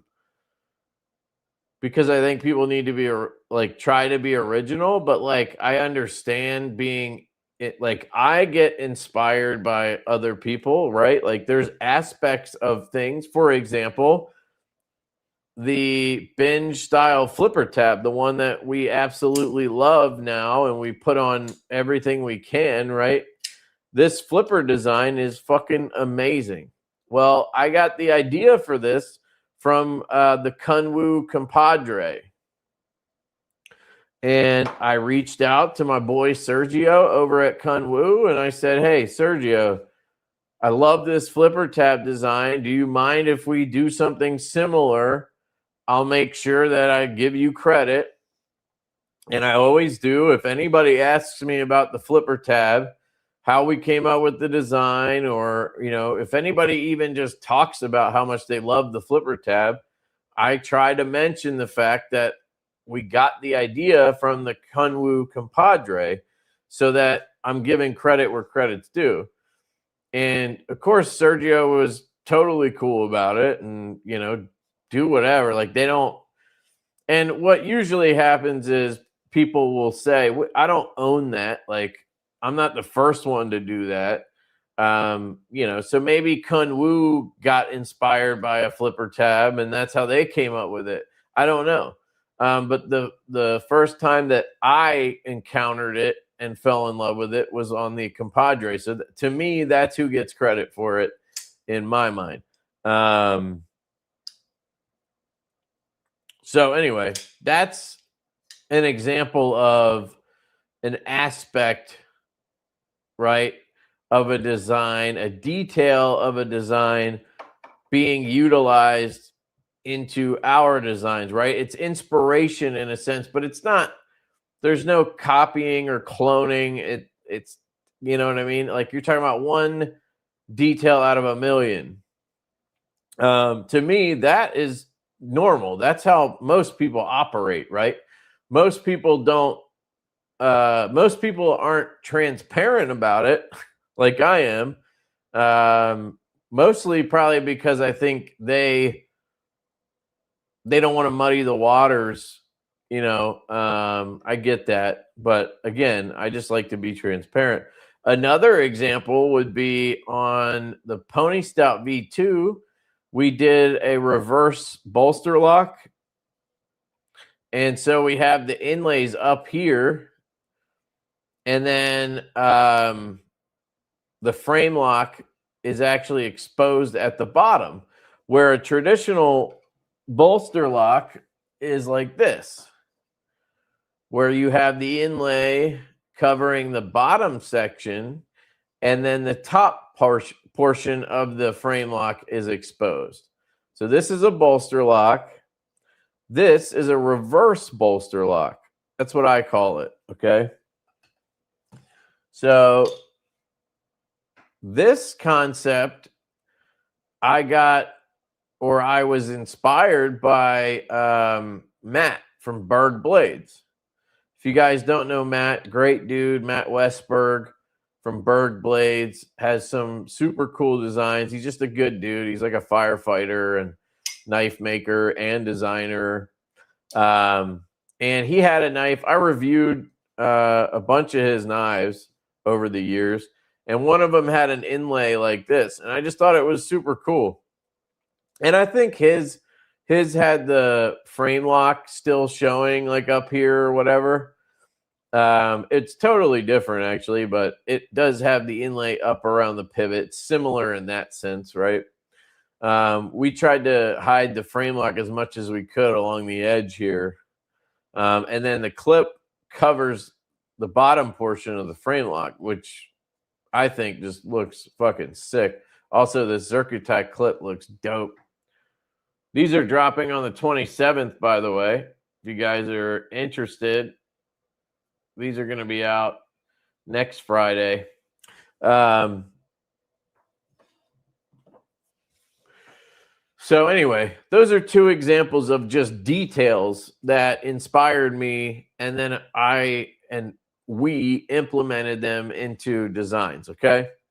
To me, that's completely normal. But when people like take basically a whole design and do that, it's kind of annoying. But clones / counterfeits, I think both are stupid and shouldn't exist. And I don't think so. Like, I think the people's argument for this this Reddit page. So let me back up. So if you guys don't know the drama, let me just go to full screen. But no, let me have that be me. That's not what I wanted. I wanted this like that. Okay. So the drama is Greg from Sparrow Knife Co. There's a clone of his knife or a counterfeit, whatever. Same in my mind, same thing. But there's a slight difference. So like a counterfeit would be if somebody came out with a tall boy, right? If a Chinese company copied the tall boy, and then they literally put DK here in the pivot, and they got a tall boy box, and they sold it as a tall boy. And you bought it thinking it was a tall boy, but somehow magically it was only $20 instead of, $200 or $250. Because nothing is it's never as good as you think it is. You know what I mean? What's the saying I'm trying to say? Like, if it's $20, it's not a real knife. So that's a counterfeit. When they literally try to pass it off as the real thing, that's a counterfeit. A clone is if they copy the design, but instead of DK here, it says whatever their logo is, or it's just blank here or whatever, right? Now, on our knives, we don't billboard really at all, so like there's not much to hide. You would just have to cover up the DK, I guess. And then, you sell it in a different box. You could call it a different knife. I don't know. That's a clone. They're not trying to pass it off as a tall boy. They're just trying to sell you a knife that looks like a tall boy, knowing that you're probably going to look for that knife. You know what I mean? So to me, they're very similar. One is more deceptive. One is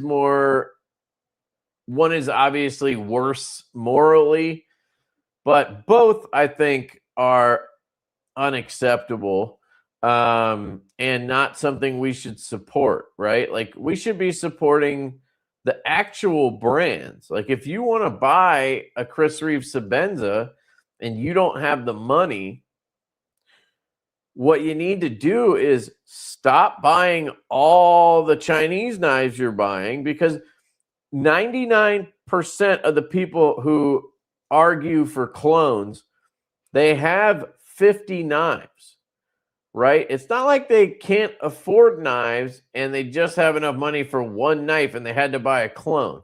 Like, I want to meet the guy who has a clone and he only has one knife, right? No, they're buying a $30, $40, $50 knife every week or whatever, right? And they could just not buy a knife for a month and then go buy the Chris Reeve Sebenza. But they don't want to do that. They need the instant gratification. They want to be able to buy the other 5 knives that month. So they're just going to buy the clone, right? That's where it makes no, like, it's silly. Like, the clones should not exist in that case. Like, I've heard the argument that buying a clone can make somebody want to buy the real thing, right? But I'd be curious how many people who buy a clone actually end up buying the real thing later. Like, yeah, it might make you want to do that, but do you actually do it? Probably not. So it doesn't actually help the maker in that sense. It hurts the maker because people who might buy their knife now are buying a clone, and then they've experienced it. You know, I'd say more often than not, people probably get the knife and then they're like, okay, like, this is cool, but like, I still don't want to spend $800 or $500 or $300 or $200 or whatever. So it was nice to experience the design that I wanted to experience, and I'm moving on, which is what happens a lot when people buy the actual thing, right? Like, we buy $200, $300, $500, $1,000 knives, and then we go, it's not for me, or for whatever reason, I need the money, and then I sell it and I move on from it. Well, that maker still benefits because you bought that knife. Whether you get your money back a week later from selling it on the secondary or not, it helps the maker by you buying that knife. But if you buy a clone instead or a counterfeit instead, and then that happens, the maker, there's no, like, it doesn't help them at all. So I don't know. But anyway, then there's the argument that this subreddit called R Chinese Knives, it's like Chinese Knives subreddit, which apparently is made up of 75% of it, like the posts and stuff on it, are about clones and counterfeits and shit. So there was people who, when Greg from Sparrow Knife Co. got pissed about the clones out there, counterfeits out there or whatever, because I think he said some guy sent him a counterfeit. I can't remember the story, but some guy thought he had the real thing, and he like reached out to Greg for something, and he had to be the one to tell the guy that he bought a fake. You know what I mean? Somebody sold it to him as the real thing. That sucks. But apparently, like, it got viral, or went viral or whatever, that he was upset about the clone thing. And then people were going to this subreddit and they were reporting people, which, Yeah, I don't like, you don't need to do that. If they're promoting and selling counterfeits, then I mean, yeah, you could. I just don't report people anywhere. That's not my style. I just don't do that. I don't like that takes a lot of work. You gotta fucking submit shit and like type up a fucking reason and stuff. Like I don't hate anybody enough for that. Like for that extra work. I would probably downvote them and leave a comment and tell them whatever, but like I don't know if I'd report people. So anyway, a bunch of people are getting reported on that subreddit, and apparently only like 1% of them or something are actually holding up. The rest of them are all getting appealed, and then they're getting thrown out. So like Reddit doesn't care, basically, is the point. The way I understand it, Reddit only cares about actual counterfeits.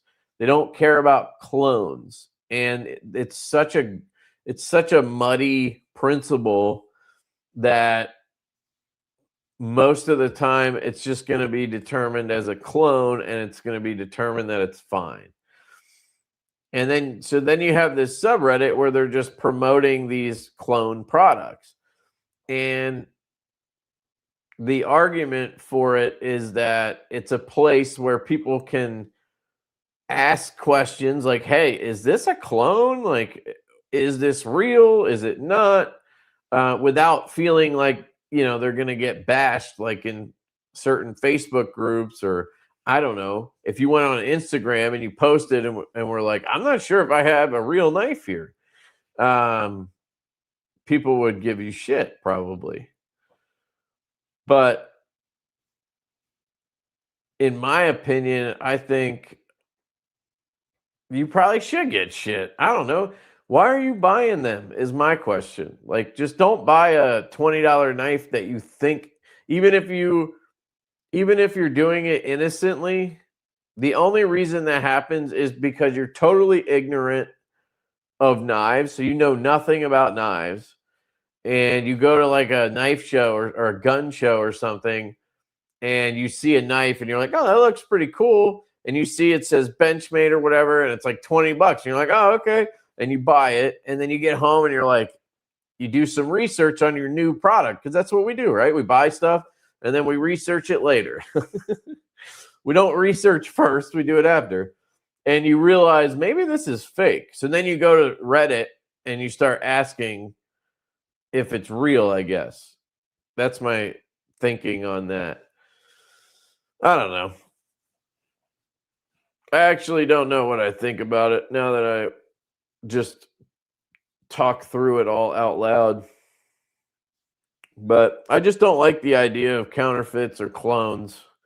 Like I saw this guy at a gun show who was he was basically full out selling EMP EDC knives.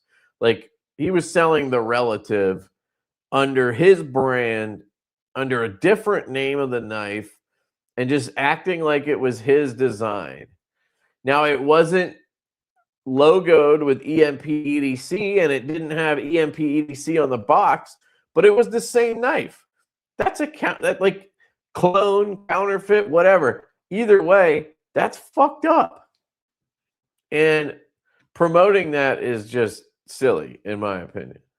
So what I would do in that case, if I was running this Reddit or whatever about Chinese knives, which I think is great. Like, I have no problem with Chinese knives. You guys know that. I've made plenty of arguments for why, like, our knives, why they make sense for people, right? Like how much of the money actually stays in the United States. So it's not that, but like what I would be doing is, sure, you can ask if you have a counterfeit or you have a clone or whatever, and somebody will give you the answer, but you can't be actively selling it in the group. You can't be actively promoting those products in the group. Like, it should be frowned upon. It should be like, oh yeah, dude, that sucks. You have a clone. You should just fucking toss that, or, keep it in a drawer don't show that on the internet. You don't want people to know you bought a clone or a copy or whatever, even if you did it innocently. Like, I'm not saying we need to shame people for it, but I don't think it should be promoted as like a thing. Like, it's a thing. There's guys who collect clones. There's guys who like fucking Javon, my boy, Javon, John Evans. He likes clones. Clone boy. I call him Clone Boy. So, like, that I don't understand. Like, don't be collecting clones. Just collect original stuff. It's not that expensive to buy a Civivi or a CJRB or a fucking Send Cut or whatever on Amazon. They have knives for dirt cheap that are original designs, at least, or at least attempting to be original. So, yeah, if it's too good to be true, that's what I was trying to get at. Thanks, dude. Leave a thumb stud off and call it a tall boy. What up, Casey? I was talking about you earlier. Did you hear what I said earlier? Let me know if you're still here, because this was probably 15 minutes ago. Yeah. Let me know if you're still here, Casey. He's in Dallas, by the way. I'll get to your. Hopefully, you'll comment down below, and I can tell you again. But I was letting you know I just sent you a couple things I think you're gonna like. Withdraw the clone acceptance. I meant the knife maker showing off by saying this is a clone. Honk, honk, honk, beep, beep. I want to feel like they're getting their money's worth when in reality they're not. Try that yourself. Mirror, mirror on the wall. Dude, I don't know what you're saying. Clones are a total no. Yep, I agree. It's a straw man argument. Agree.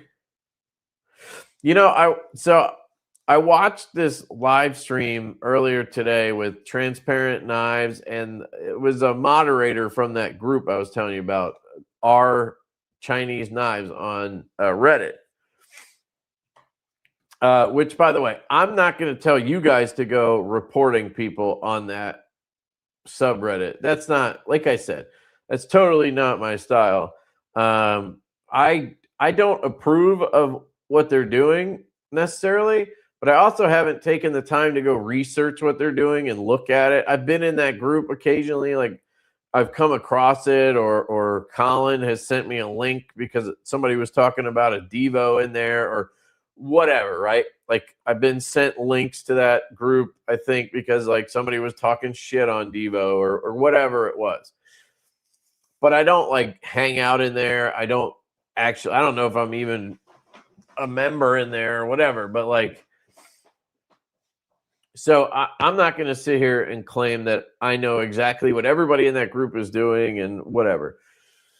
So I'm just kind of trying to speak about this broadly, like my thought process on clones and copies and counterfeits, all of which I think are bad and should not be glorified. Basically, that's basically what's happening.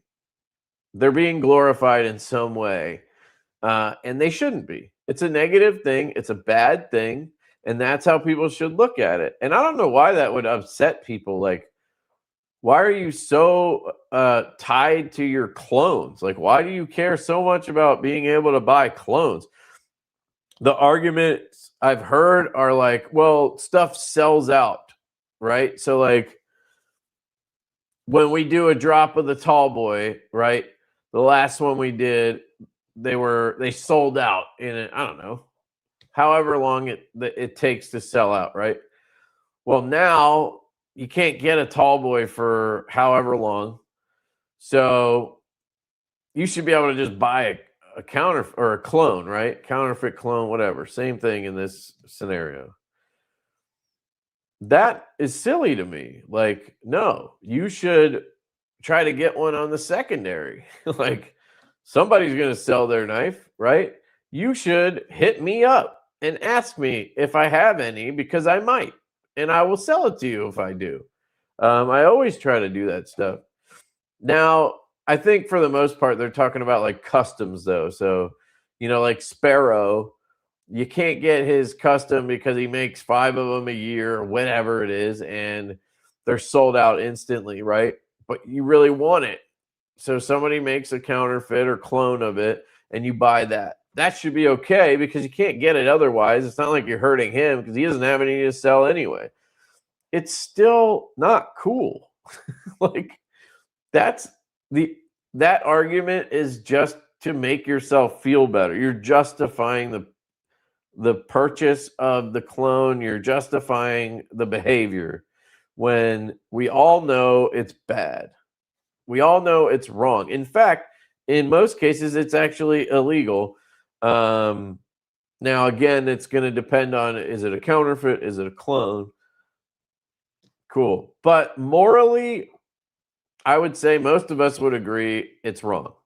So right there, your argument pretty much goes out the window. So anyway, in this live stream between Brian, Transparent Knives, and this moderator from our Chinese Knives, forget his name. I'm sorry. I think it's Chris.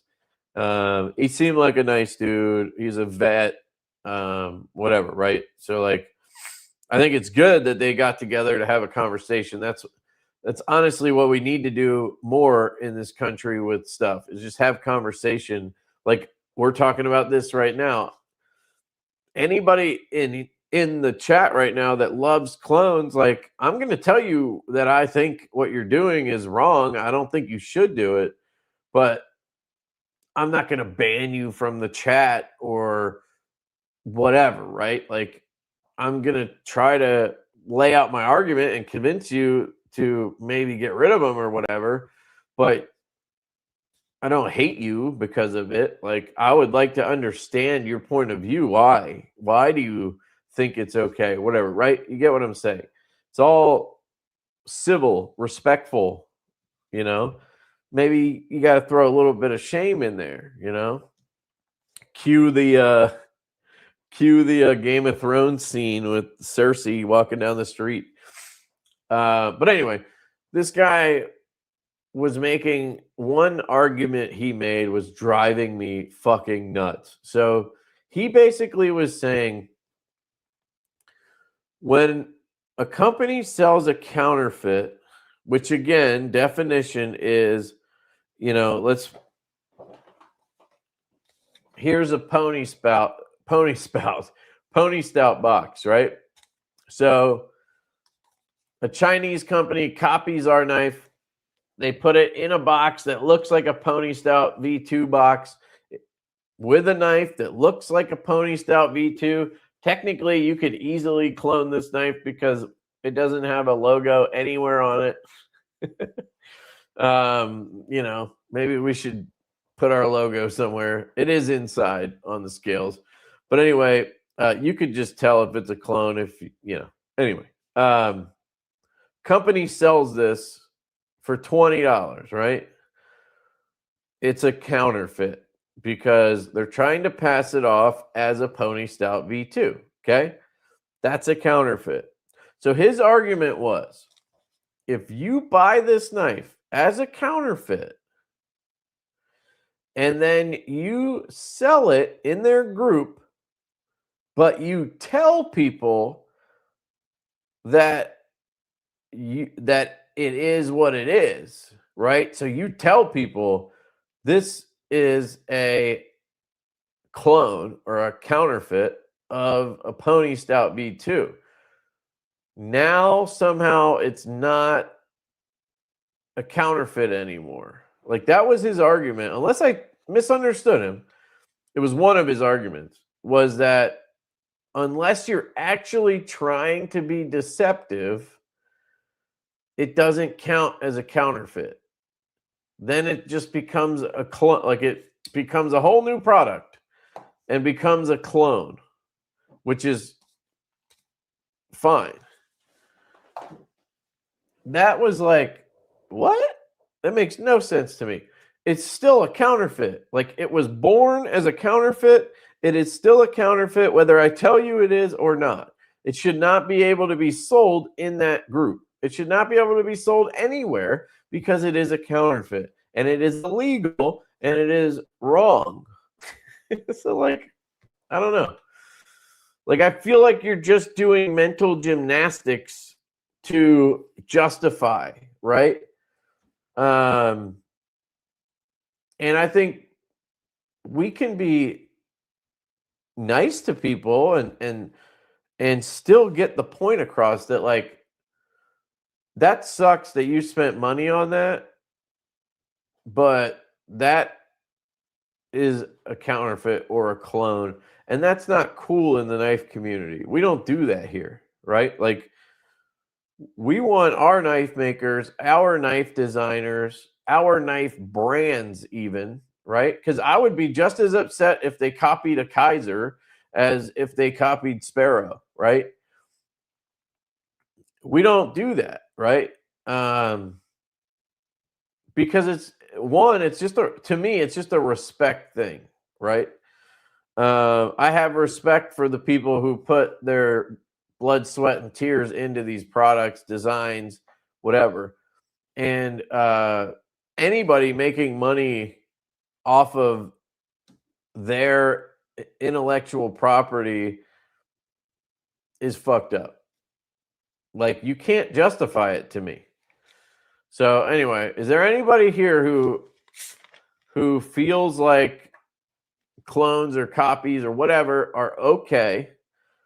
And can you give me like a reason why? I would love to hear it. Or is everybody here? We have, what do we have right now? 61 people. Do you all agree that they're bad? And if there is somebody who thinks they're okay, I don't want anybody jumping on them. Like, we want to just have a conversation and see what they think. It would defeat the purpose if you jump on them and give them shit. You know what I'm saying?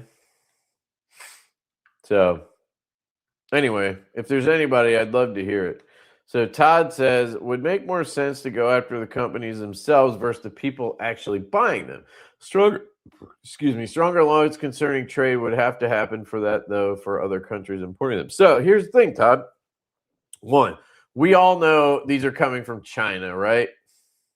Two, yes, you should go after the companies, but you really can't. There's no recourse to the Chinese companies, right? Three, the people who are buying them, you're not really going after them. What, at least in my scenario, you are just explaining to them like why we don't like this and why it's not cool in the knife community. And in my opinion, people who organically become part of the knife community that don't go through this subreddit, like me, I never heard of the subreddit really until other than, like I said, somebody sends me a link because of a comment or something. But like, I've never explored that Reddit and seen what they're about or anything. I didn't know that they were into clones, basically, is what I'm saying. People who organically become part of the knife community, I think they know. Like, it is an understanding. You guys comment here if I'm off base, but I think there's an understanding in the knife community that this is bad, that it's not a good thing, and that's for a reason. It's not just because somebody one day was like, fuck counterfeits, fuck clones, we don't like anybody who messes with clones, because some maker was upset and was like, yeah, tell everybody that they can't fucking buy clones or copies because I'm pissed about it. No, it was because as a community, there's a consensus that these are bad for people. Like, it doesn't help makers, it hurts them. It only helps Chinese manufacturers that are doing it the wrong way. Like, I'm okay supporting a Chinese manufacturer. That's fine. If they're doing something positive or beneficial to the community, like what Kubi does for us, right? Like being an OEM for American brands that don't have the option to make stuff in the US, or they want to have a more affordable offering or whatever, right? they're beneficial, or companies that want to license designs from US designers and sell them, like Kaiser or whatever, right? Or even Chinese companies that don't do that, but they have cool designs that they want to get on the market, and they have some kind of, you know, interesting style or something like that, right? If you want to like promote that and whatever, like fine. But I just don't like, I can't get the argument that we should just be okay with promoting it in a group. Like, I'm not saying you need to shame everybody who buys one, but once they buy one and tell you that they bought one, we should let them know that we don't do that. Like, that's not cool, whatever. And I bet you there's plenty of people that still have a clone that understand now that it's not cool, right?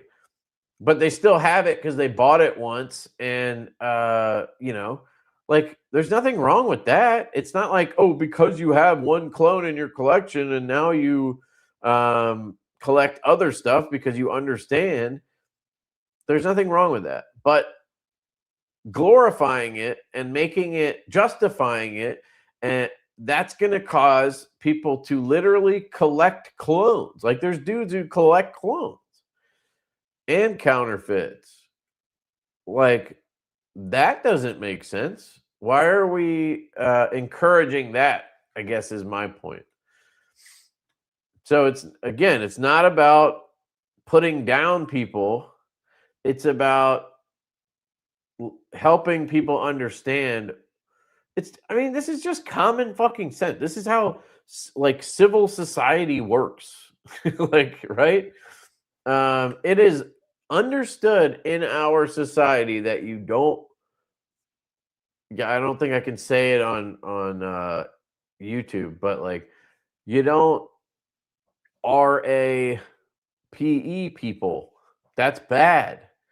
You don't KILL people. That's bad. That's just understood, right? Like, we all know that.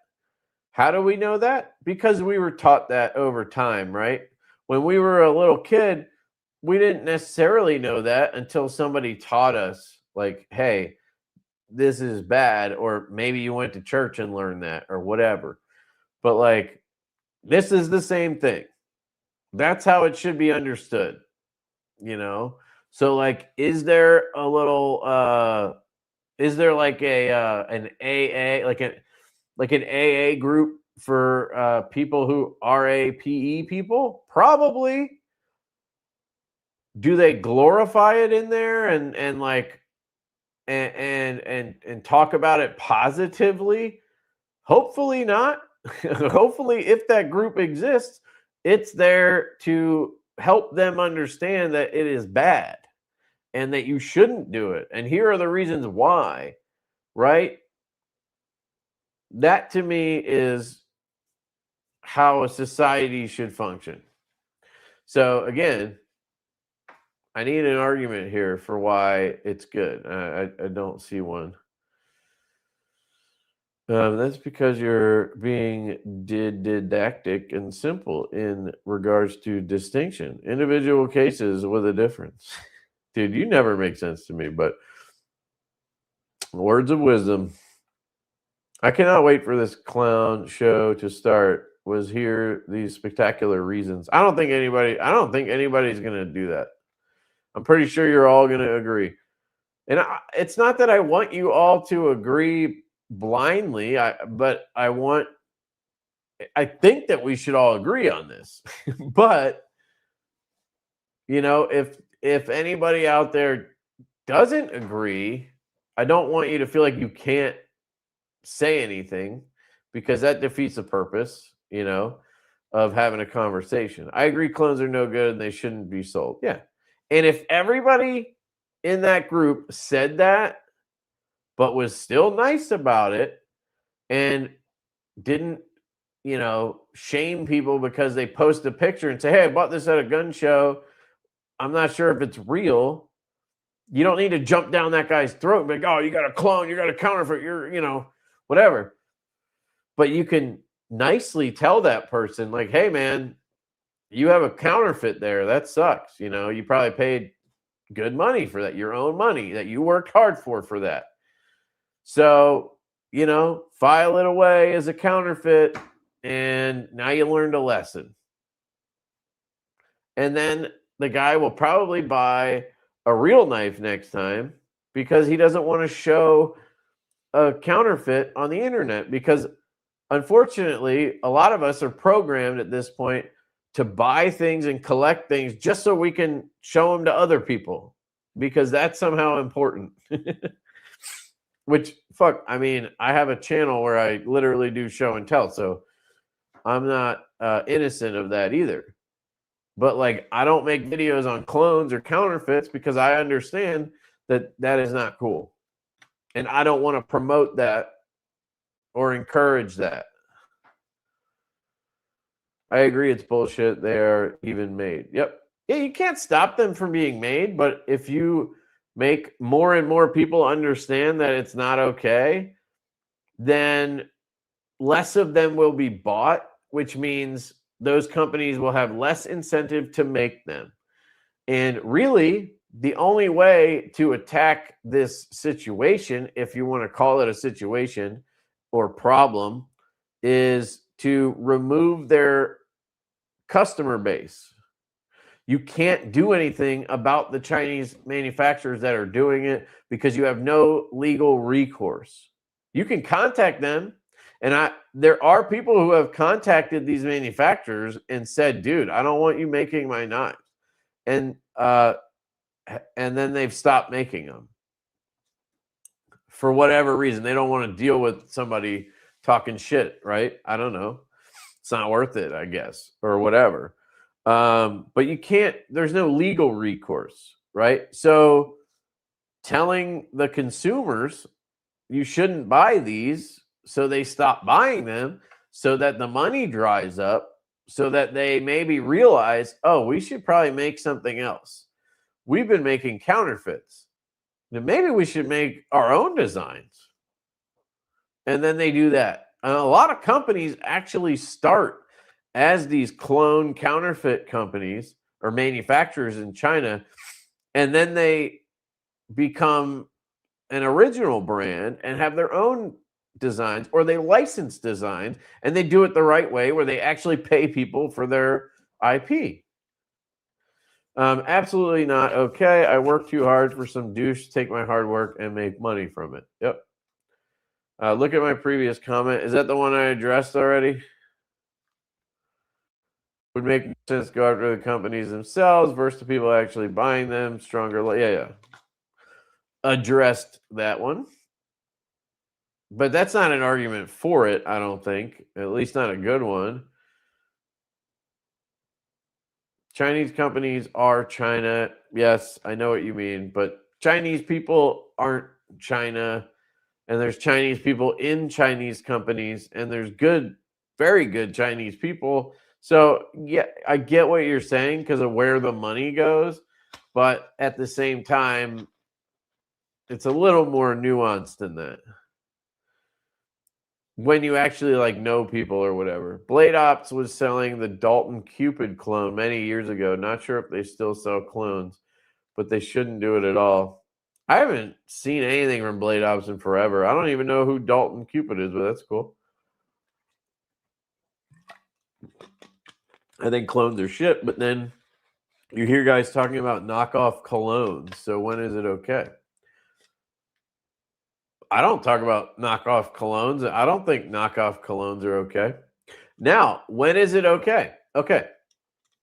I'll give you an example. It's okay when it's Walmart Better Goods brand or whatever, you know, the value brand at Walmart. Because it's basically like white labeling. Like white labeling's okay. A manufacturer makes a product and then a bunch of companies buy it and slap their logo on it. That's fine because the manufacturer is doing it on purpose. Like the maker is making the product and they know it's going to be sold under other brands, right? Because they don't want to do the work of creating a brand and marketing and all. They just want to make shit. That's different. That's okay, in my opinion. Or if it's something that has a patent and the patent runs out, well, then it's okay. But usually that's just going to be an aspect of a design. It's not going to be the whole design.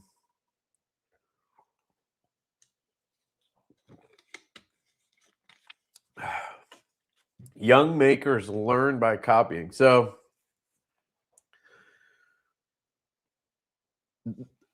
the argument for that one is you have makers have apprentices or whatever, right? So if you're going to be an apprentice to a maker, obviously you're allowed to copy their style or whatever. For example, you look at who's that guy in I forget his name. It's one of the guys, the apprentice. His name is Bradley Moraes or something like that. And then there's the mentor or the master or whatever you call him. JB, no, is it JB Stout? No, it's who am I thinking of? You guys might know. But anyway, Moraes or whatever is the guy who learned from him, and they have a very similar style, right? That's okay because one taught the other. He passed down his knowledge. That's how it should be done, right? But that's totally different. If you're saying young makers are just going to copy everybody and that's okay, no, that's not okay. They shouldn't be doing that. And if they're doing it, they should be doing it just to learn so they can copy it and then throw it the fuck out, right? And then once they learn enough to do their own thing, do their own thing. But that's not an excuse to sell clones or copies. I buy the real thing, then clone sometimes. It's still its own build. I don't sell them, though. Okay. So, nice Joe Biden avatar. So, you don't sell them. Why? Why don't you sell them? The answer is probably one of two things. One, because you know that people are going to give you shit if you try to sell it, or it's not worth the hassle. Two, it's not worth the hassle because it's not worth anything, right? Like I've heard the argument like, oh, I'll buy a clone because I can buy a clone for $20 and then I got a beater knife. And it's like, yeah, but you could buy a $20 Sen cutter or whatever the fuck on Amazon. That's a beater that is an original design, right? And that's another thing. We can't go after the counterfeit makers, but you can go after Amazon.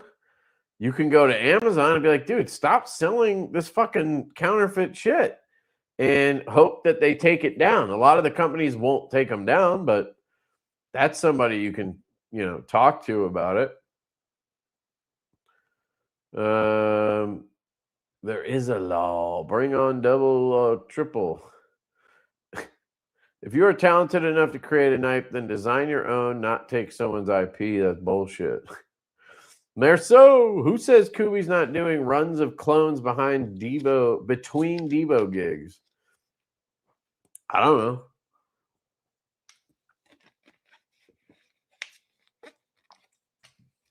I don't think they're doing that, Marcel, but if they are, fuck them. I would find a new fucking OEM. Harbor Freight sells clone carjacks and they sell a lot of shit that's yeah, so that one is interesting. That one is interesting because So like I'm not a big advocate for Harbor Freight. Now I will admit I just bought a set of crowfoot wrenches because I needed crowfoot wrenches for like taking off muzzle devices and stuff. And the ones I saw from like Real Avid were like fucking stupid expensive. But the ones at Harbor Freight, as far as I could tell, they weren't counterfeits or clones or anything. They were just there's some products that are so generic, and I feel like that's where a lot of the Harbor Freight stuff falls in. They're just generic products. Like they make a generator. Everybody else makes a generator. Is it really like I don't think it's a clone or a counterfeit. Now they have sold a knife. Harbor Freight sold a knife that was literally I would call it a clone because it wasn't exact, but it was a clone of I can't remember anybody's name tonight, but a pretty well-known designer, and everybody was talking shit on it back then. So, they got called out. Different industries do have it in different ways. Like, here's the thing. I think what you were just arguing is, well, I don't know if you're arguing, but your point is it happens with cologne. It happens with purses. It happens, right? I don't think it's okay in any of those instances. Like, I don't buy counterfeit purses, like, obviously. But, like, if I'm getting my wife something, I'm not getting her a counterfeit perfume or counterfeit purse or whatever. I'm going to get her the real thing, right? Or I'm not going to get that. Like, if I can't afford the real thing, I'll get something else that is legit. You know what I mean? Especially these days where there's so many really, like, I think when it comes to products these days, the best thing you can do is find these boutique brands like Divo, or like for sunglasses. I'm a real big fan of a company called Roka, Roka. And I really like them because they sell direct. So you go on their website, they sell direct. Their prices are good because of that. Their prices are less than or equal to like Ray-Ban or Oakley or whatever. Well, no, less than Oakley. Less than like Maui Jim, but Ray-Bans, like they vary from like $200 to $150, something like that. And they have eyeglasses, sunglasses, whatever, right? But they sell direct, so they don't have all this crazy overhead for marketing and distribution and dealers and all this shit. So like when you buy Oakleys or you buy Ray-Bans or whatever, the same $150, $200 you spend, it's like you get absolute dog shit when it comes to Ray-Bans. But you get Rokas, they're really nice. Like they're well made. They have the spring hinges. They have like a grippy thing on the inside of the arm so they stay on your face. They have an adjustable, like they have little silicone inserts for the nose that you can swap out to different sizes so they fit you better. The quality just feels better. Like I went through a whole sunglass phase or whatever. But like, why would I, like, if I wanted to buy sunglasses and I couldn't spend $200 on Ray-Bans, like just their normal, like rectangular glasses, I'm not going to go buy a fake pair of Ray-Bans for $30. Like, no, I would go to Shady Rays, another company that sells direct. I would buy a pair from Shady Rays that are decent. They're not great quality, but they're decent and they get the job done. They're good sunglasses. I'm going to get those. I'm not going to get the counterfeit. Like there's always an alternative, Some of those guys have thousands of clones, so it's not like they can't afford that's what I'm saying. But they will tell you they can't afford it. Like that's an argument you get a lot is like, you even get that argument with guys who don't buy clones, who buy regular knives, right?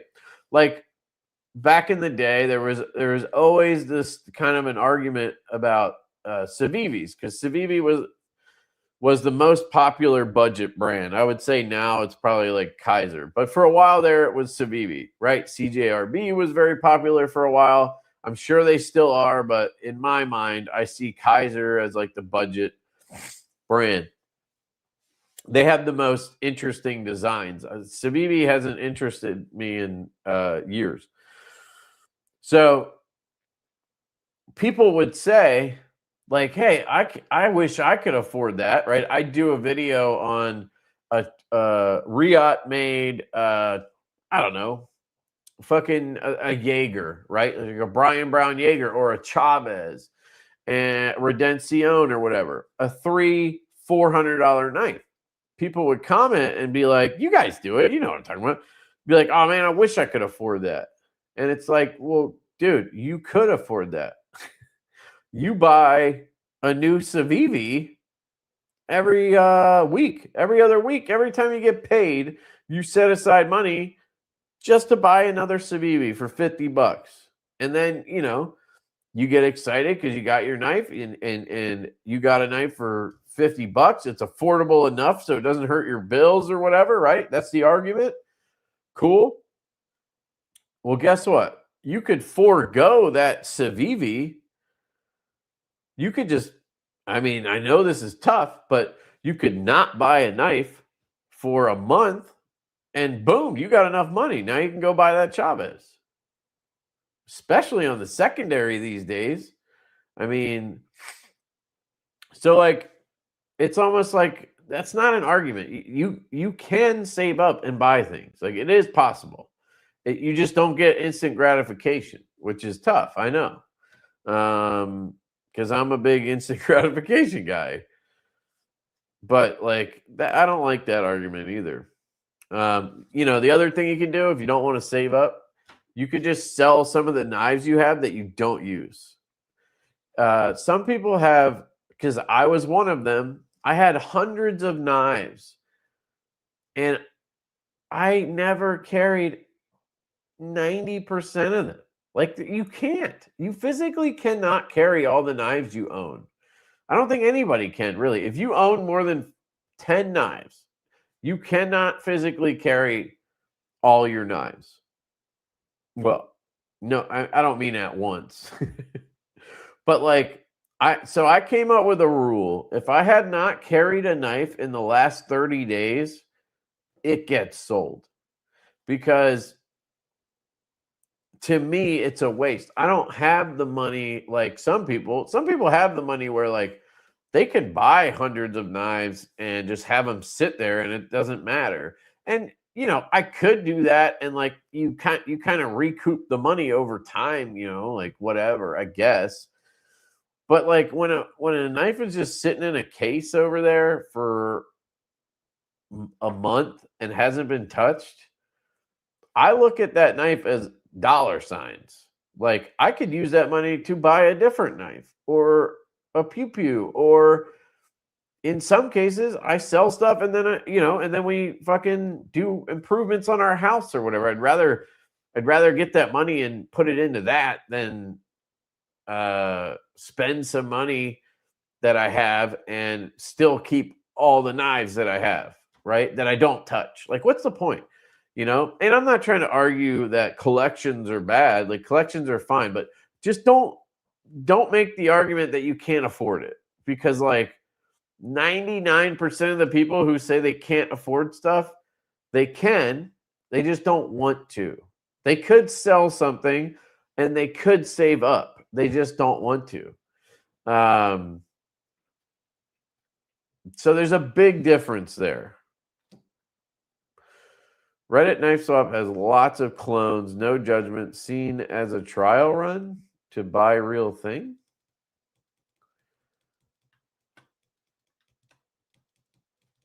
Yeah, see, that's another argument you get, but it's like, just buy the real thing. And if you don't like the real thing, you can sell it. And And if you're not sure enough to want to buy the real thing, then just don't buy it. Because you're not like, you're actually doing the opposite of what you want to do. Like, I would venture to guess, if you like a design and you want to own a knife, right? Then you like that designer. You want to support that designer, right? By buying a clone, you're actually hurting the person that you think you want to support. Like, it just doesn't make any sense. It doesn't mentally, you can't get there. I can't connect those dots. Clones are garbage, in my opinion, just like anything else that's cloned. Yeah.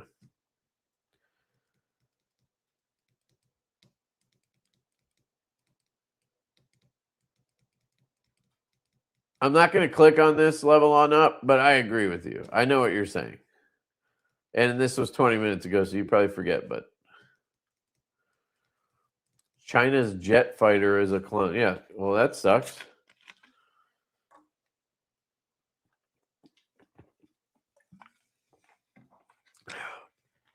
Apparently, I don't want to get into politics, but apparently an F-35 got hit over Iran today, which is, I mean, they hit one plane out of however many have flown over it, but it's, I'm sure they were cheering in the IRGC boardroom.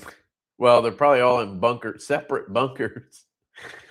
In their separate bunkers, they were probably all cheering that they actually hit something flying overhead.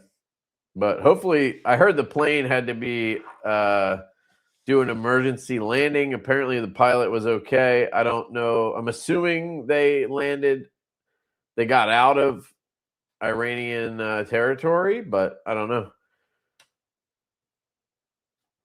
For any change to happen, stronger laws would be needed with regards to selling and importing them. A system that would hold sellers accountable and forcing them to stop the sale if it was confirmed. So, Todd, that's what I'm saying. And this Reddit group could do that. What do you like? This Reddit subgroup, or whatever they call them, subreddit, they could not allow the sale of those items. Easy. You could go in the group and you could ask about it, and people can tell you what you have or whatever, but you can't then sell it in there because now you're supporting that, right? And even if the person tells the person who buys it what it is, that doesn't mean that that person isn't going to then sell it and pretend it's real, or somehow down the line it hurts somebody again later. Like, it's just not, if you buy a clone or a copy or what, a counterfeit, you should be stuck with that. You should do what Jake Bearded Gear did and fucking yeet it off of a cliff for fun. If you buy a clone to yeet it off of a cliff, even that's not cool because you're supporting them by sending them money. But if you have one already and you didn't know, or you now don't want to support that, make a video, yeet it off of a cliff and pretend it's the real thing. Like, because that was hilarious. Where he was sitting on the edge of a cliff and he's doing his spinny thing or whatever he used to do with a strider. And then he like drops it. And he's like, fuck. And it just falls down a cliff. And he made everybody think it was a real strider he dropped. And then later he was like, oh, no, that was a clone. That's how you use that. That's what you do with a clone. See, he bought that before he knew that that was not cool. But then he understood, right? Because he wasn't in a group where people were encouraging it, where people were like making it where people want to buy more of those things. What if I told you in most cases at the clones being produced are actually a better functioning product than the real thing.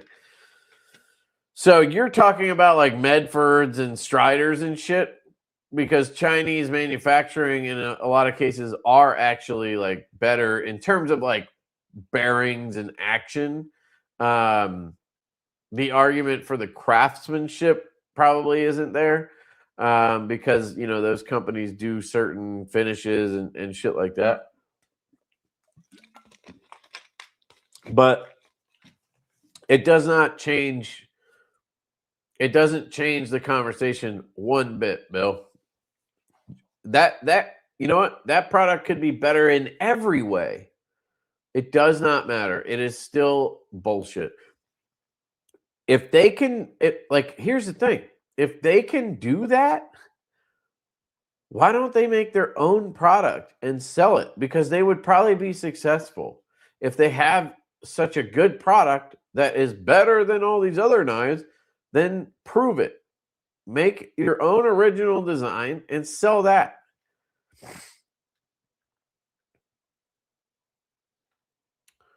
One Moon Collective. Sup, dude? Common sense isn't that common these days. You're going to be going back and forth with fuckwits forever about it.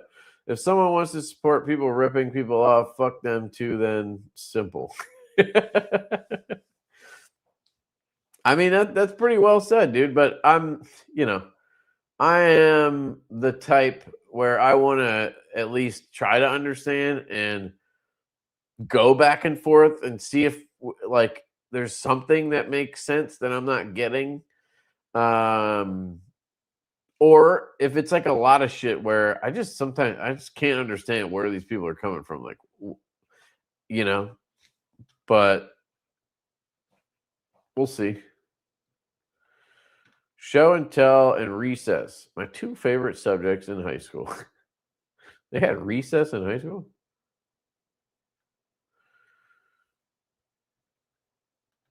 If someone gets duped into buying a clone because they don't know what to look for, it's not their fault. But if they buy on purpose and talk shit and think it's funny, they can eat a D. Nice. So here's the thing. I agree. If they buy it not knowing, technically it's still their fault. Like, they didn't do enough research or whatever. Like, my channel got hacked, right? Because I was a dumbass and I gave them access, essentially.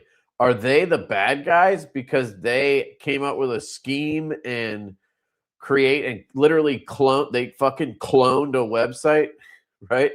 Kind of ties in. Yes, they're the bad guys. I'm still a dumbass. Right? So I acknowledge that I am a dumbass and I should not repeat that behavior. Does that make sense? These two scenarios are not the same, but that's I learned a lesson in that, right? And that doesn't mean that I'm now going to go start fucking hacking other people's shit.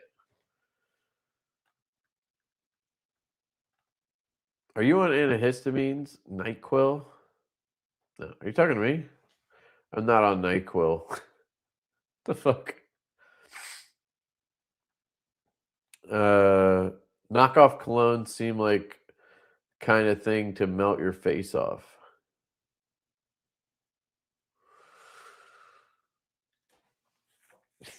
You mean they're going to be so poorly made that they're like, you don't want it on your skin? Yeah. I'm not really a cologne guy to begin with. For me, the knife clones aren't even an option. I'd rather back the makers, especially my friends, and carry something real that actually means something. So, good point. Here's an example.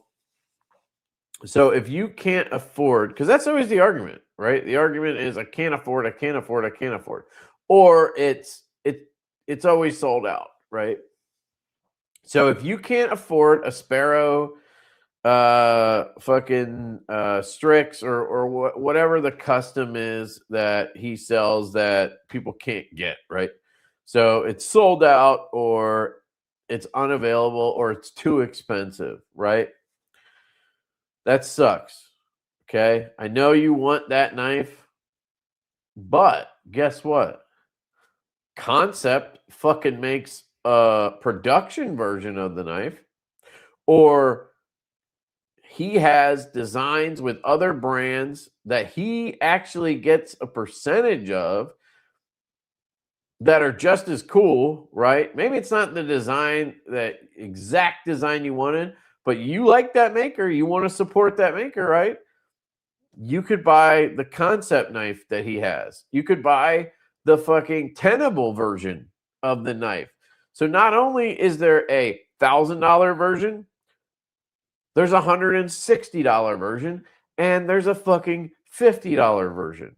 And you can buy one of those and support that maker and then feel good that you have a knife from that person as you save up to buy the real thing that you want. But buying the clone just doesn't make sense. Like I don't know. I just don't even get it.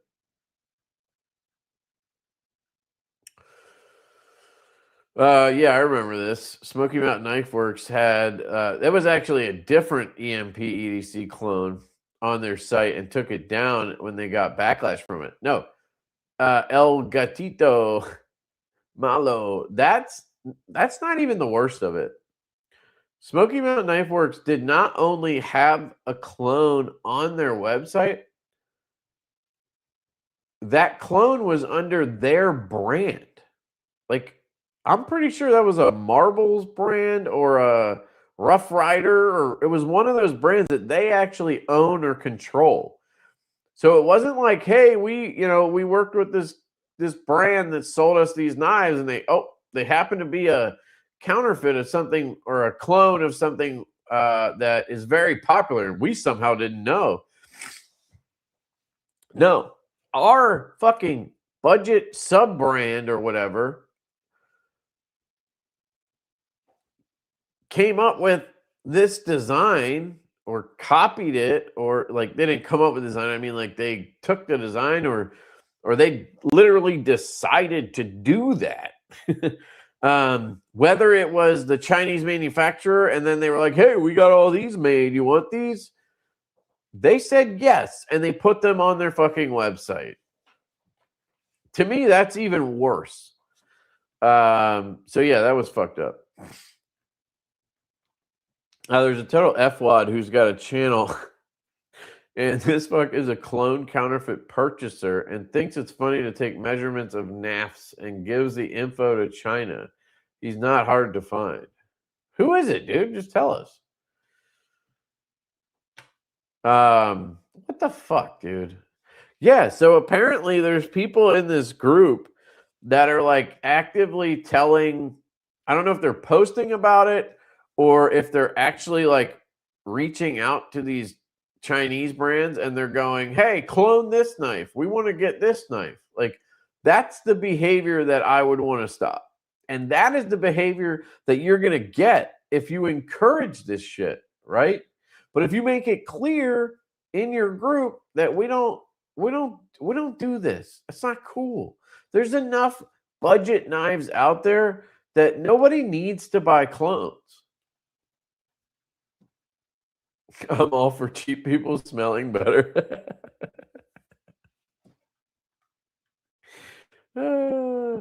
Cole said it was okay if it was a giant mega corporation the other day. That's why he is saying cologne.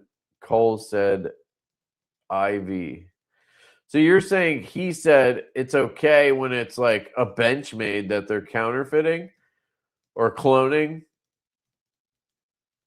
or in, any of the cologne brands apparently. No, that doesn't make it okay. It's still fucked up. Yeah, taking inspiration and cloning are totally different. Totally agree. White labeling is fine. Everyone gets their taste. All palms get greased. Ken Onion and Ken Onion Jr. J-Dub Sappinen. Oh, no, he's talking to somebody, sorry. So is the Ozark Grail that a lot of people have acceptable, considering it is basically a clone of the Bug Out? Okay, first off, that anything from Ozark Trail is trash. So no, I'm just gonna say no, it's not okay. But yeah, if it's a clone of a Bug Out, then no, that's not cool. But the Bug Out is an extremely generic design. So like there's a gray area there. But if yeah, you get what I'm saying. People are cheap and want to buy cheap stuff just to have it. Same with any product that is cloned and sold for less. They look at it from a cost-only perspective and don't care about materials at all. So, Todd, this is the answer. This is the answer. People are cheap and they want to buy cheap stuff just to have it. And I'm adding this. They will justify it by any means necessary, which involves jumping through motherfucking hoops and joining a subreddit of like-minded people so that they can enjoy their product without feeling like they're shamed. And when people give them shit for that, they get upset and lash out in their own group. That's all it is. This subreddit we're talking about, as far as I can tell from all the information I have, without doing deep dive research, so I could be wrong, but if their own they've admitted, which I've seen a screenshot of, that 75% of their posts are about clones or counterfeits and copies, whatever. Their subreddit is a safe space for people who want to buy counterfeits, clones, and copies. Okay. They might semantics, they might argue not counterfeits, but clones and copies. It's a safe space for people who want to buy those things. And they are upset because people are coming from the outside right now and giving them shit. And granted, people are going in there and reporting them and shit. Like, that's fucking gay. I agree.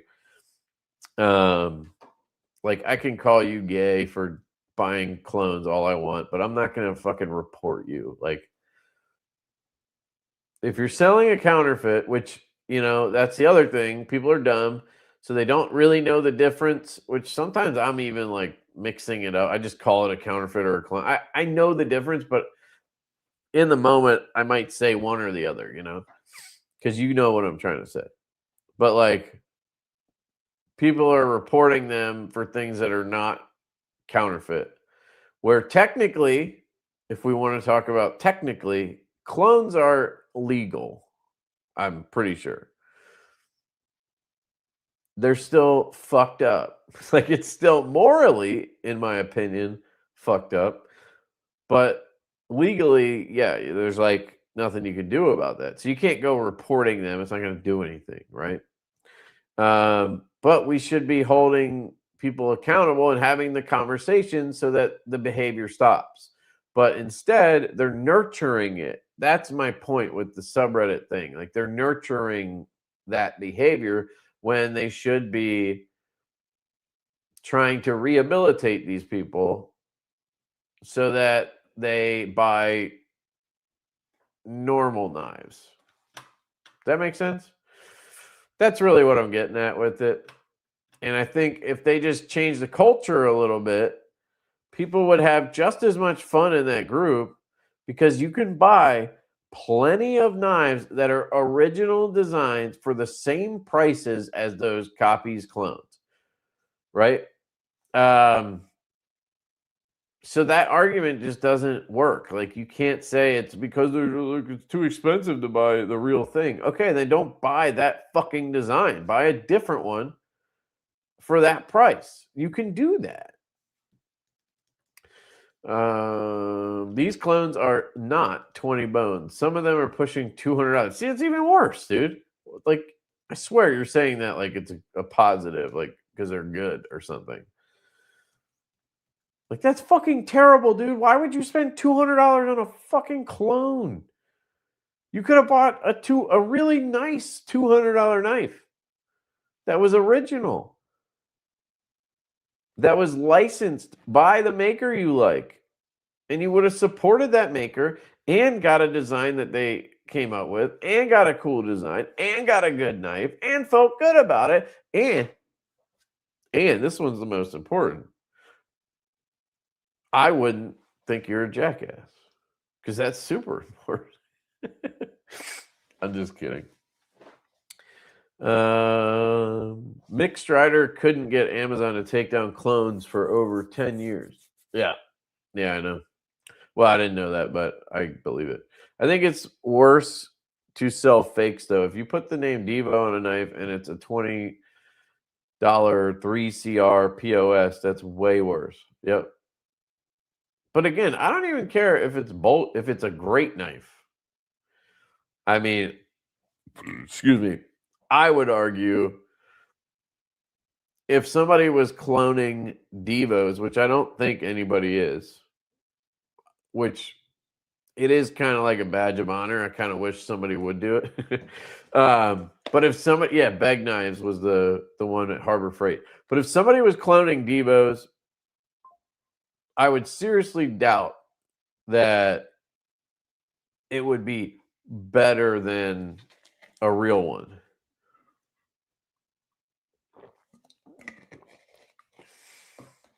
Like, that might be the case for really shitty knives that are expensive. Like these older brands and older makers that have a very good reputation and stuff, but they've been around forever and they still make the same knife that they made in the 90s. Yeah, like the Chinese knife might be better, like in the terms that we think are better, you know. But it still doesn't change the facts. Harbor Freight shows the competition jack next to theirs, and it's complete copy, just like their Predator generator is a complete copy of a Honda.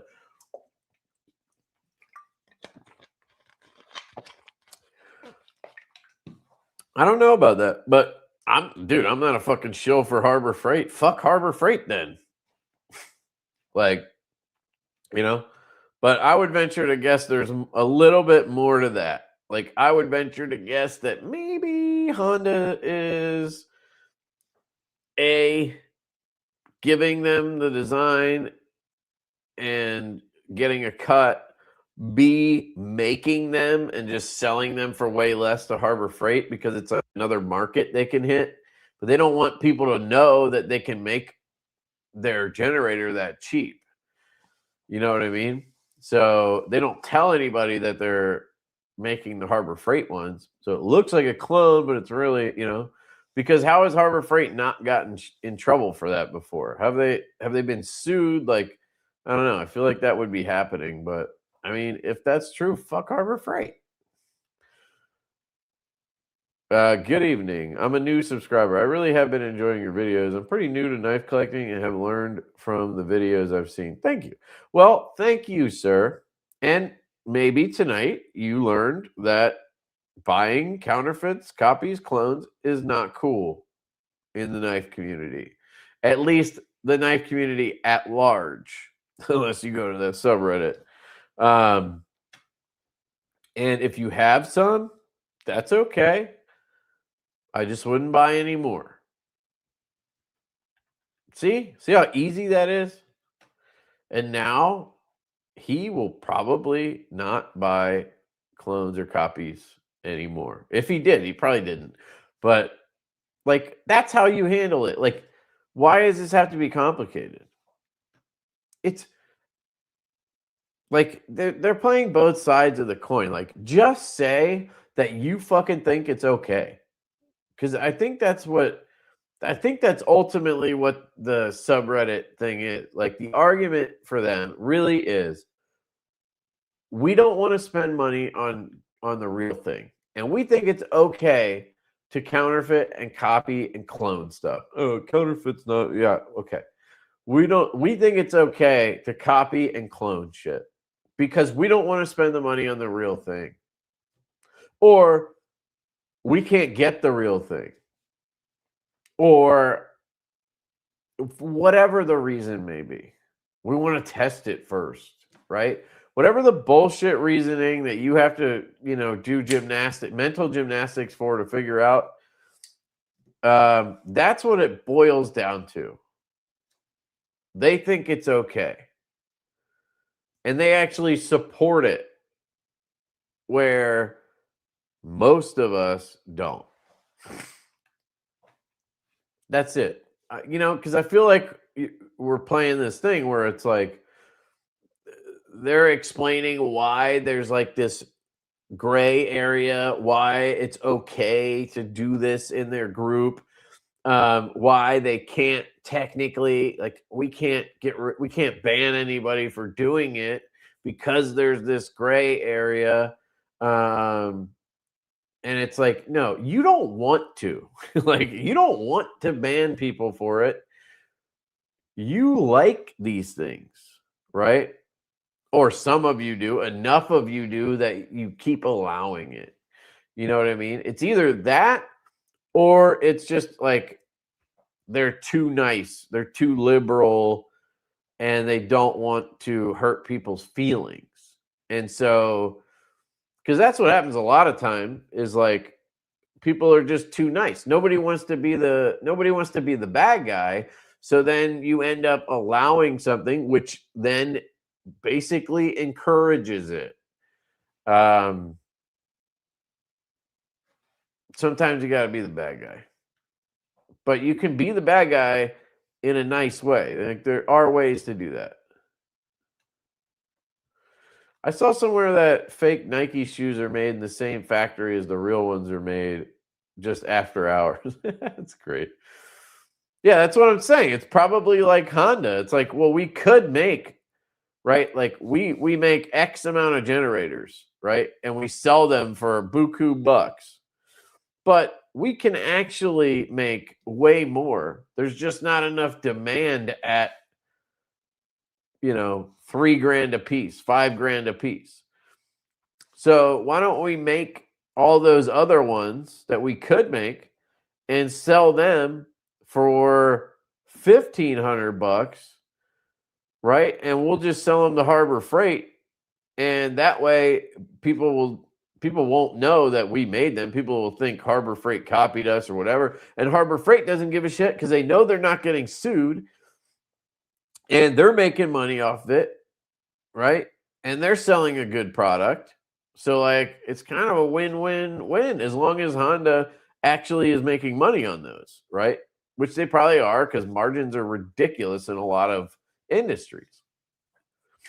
That would be my guess. It's like an under-the-table deal that they have with Harbor Freight.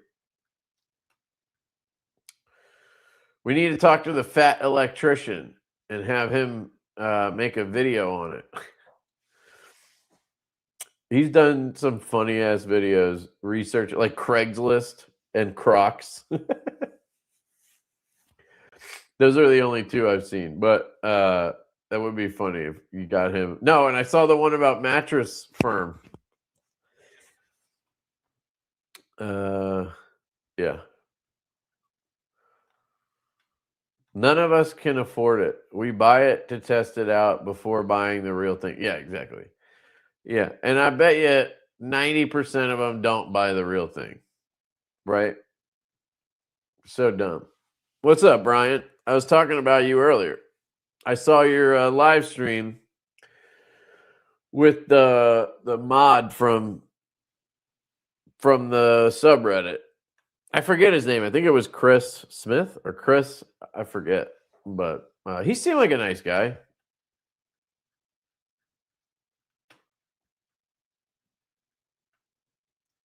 Civivi is still my favorite budget brand by far. Yeah, I mean, it's not a bad choice, dude. I mean, their quality is good. I don't know what their prices are these days, but their quality is good. Harbor Freight is another great Cali company. Bill, I think I just got bad ones or something. I don't know. I need to get a new pump jack.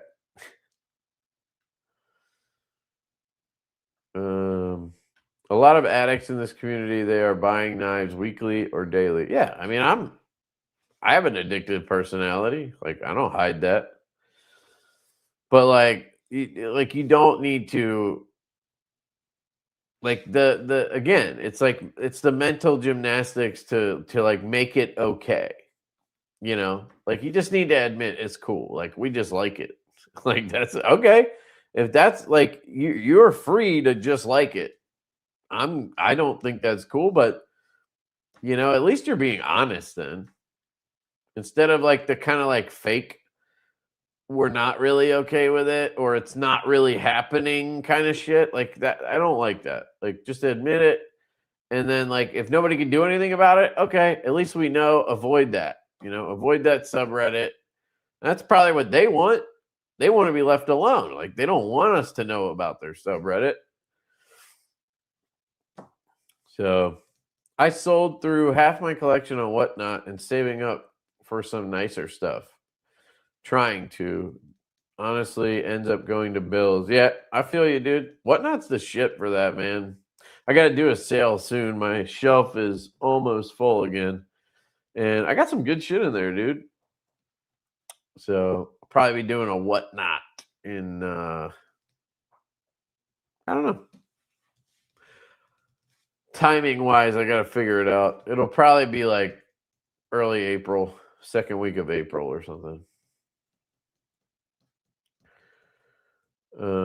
What I said I was gonna. Oh shit! It's 1:07. Fuck. There's a giant mental health problem. All right, I don't know if I agree with that, man. I would say there's a lot of us in the knife community that have problems, right? And I think the knife community is a very good place to go if you have mental health problems. If you're an addict or you're depressed or you have anxiety or whatever, because it's a good community. It's for the most part, I'm gonna say it's full of good people who want to help, and there's people who take advantage of that, but there's a lot of people that love the knife community because of that. So I don't think it's a problem. I honestly think that's what makes the knife community so awesome for the most part. Yo, what up?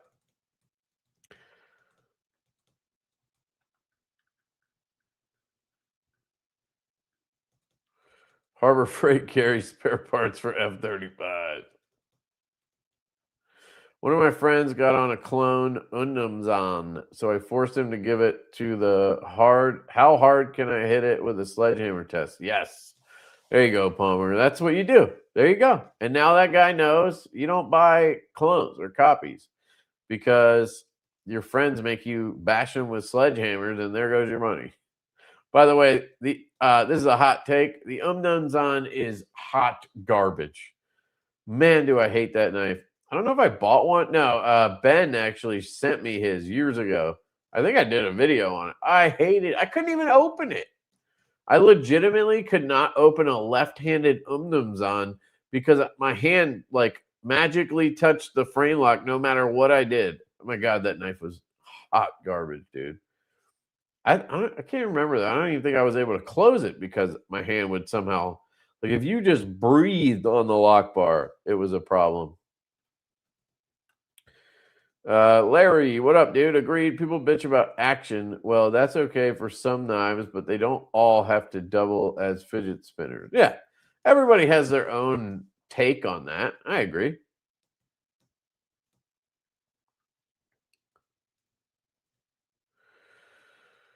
Um, Mr. Mouse, clones are horse poop.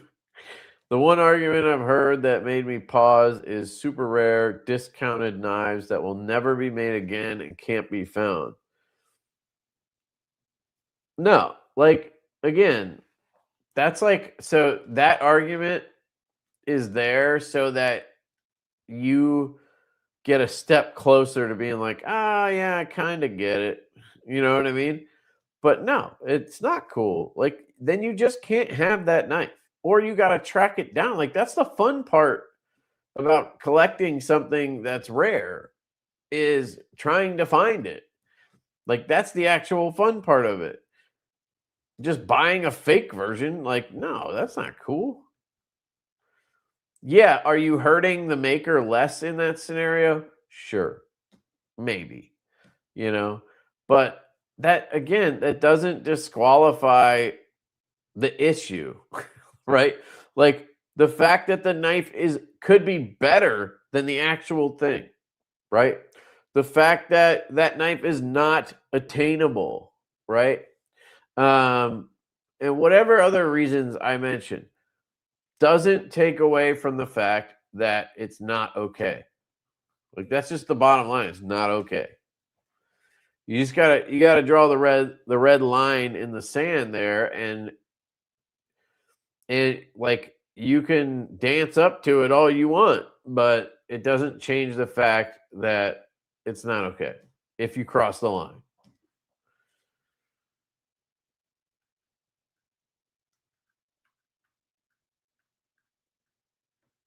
Yeah, we definitely went down a rabbit hole, dude. Holy shit. Yeah. Yep. You're right. I'm probably gonna wrap it up here. I want to read every one of these comments, but it's 1:12. And I'm still I'm 30 minutes behind. Holy shit, dude. My bad. What's up, Donnie? Donnie's in the house. Yeah, there's probably a ton of good points in here, guys. I just can't keep I gotta go. God damn it. Now I want to talk about this more. Anyone buying a D2 Ozark and think they're getting a good knife is in for a big surprise. Yeah, it's absolute dog shit. One Moon, silly trying to be nice about people ripping people off, but it's 2026 and here we are. Fuck their feelings. They weren't thinking of the makers. They were shitting all over. Yeah, I get what you're saying, but a lot of people don't know. And I would argue a lot of the people that are into the copies and the clones, they don't understand why it's not cool. And there's a lot of people that will tell you, I used to buy, I bought a lot of clones, or I bought a lot of copies when I was first getting into knives, but now I don't, because they now understand it. So, like, I'm not going to go around saying fuck them, right? Like, I get your point, but like, I just think there's a way to address it. Like, I'm not going to get through to somebody if I just say, "Oh, fuck you," like, it just doesn't work. And I don't really want to go about it that way. But like, people who are blatantly being like, "Yeah, I just don't want to spend the money on an Oz Roosevelt." I don't feel like wasting the time trying to get one. I don't want to spend the money. I can buy one for $200 on AliExpress, and I'm doing it. Yeah, that's probably the guy you say fuck you to. But I would say that is probably like 20%, 30% of the people. I'm making shit up, by the way. But like, that's probably a smaller portion of the people. Maybe not in that group. I don't know. I haven't really been in there and looked around or anything. So, very general here. But I would venture to guess a lot of the people don't really understand why it's not cool, or they think that it's okay because they're in a group where people freaking are encouraging it and saying it's okay. You get what I'm saying? Like, that's why you don't want to do that. Because now you're breeding people who the people are going to become more and more confident that it's okay, which is going to obviously create a situation where more and more of them are being bought, which is not good. So that's kind of the bottom line with it. you have to decide how you're going to handle that situation. And it seems like, again, not some expert on this group, but it seems like they went about it the wrong way. And now they're kind of having to justify that. And that makes it difficult to go back now. Because I think anybody who looks at it from the outside instantly goes, what? Like, just don't allow it. Like, it's fucking simple, right? Anything that can be considered a counterfeit or a clone copy is not allowed to be sold in this group. We would be more than happy to explain to you what you have if you want to post and say, like, you're allowed to post one and say, hey, what do I have here? I went to a gun show with my girl and I saw this knife. I thought it looked cool. And, I paid $50 and now I'm not sure. I think maybe it's a copy or whatever. You can post that all you want and people will tell you what you have. Right. And they shouldn't be dicks about it because of the way, like, you should always, in my opinion, you should always return the attitude that you're receiving, if that makes sense. Like, if somebody coming into a group and they're like, hey, I got this knife, I'm not sure if it's real, like, I think it's fake, whatever, but I'm not sure, I'm hoping, then to me, instantly, I'm like, okay, this guy just doesn't know. Like, he's not in here, he's not coming in hot, like, yo, I bought this fucking counterfeit and it's dope as shit, check it out, I saved $800 compared to this fucking, you know what I mean? So anyway, I would venture to guess that, one, I would venture to guess that I need to shut the fuck up. Two, I would venture to guess that this is common sense to basically everyone here. So you just explain it if you have to the people who don't know yet, because that's how it goes. There's always new people to things. And those people, they now understand. If they watch this, they now understand the deal, right? And that's it. And it should be that simple, but apparently not. So I appreciate all you guys. I'm just going to run through these. If I see any like arguments for it, I'll read them. But I'm going to try to just rip through here. You're going off about prices on the clones that are completely wrong. It's not like a $25. Yeah. Okay. Dude, that makes it even worse. So I'm going off about it and I'm thinking they're $25. They're $200. That's fucking worse. Either way, though, doesn't make a difference. That's what I was trying to explain. Like, it doesn't matter what the price is. And I know that. Like, Javon, Soap Boy, has showed me his Strider clone or whatever it was that was $100 and whatever on Amazon.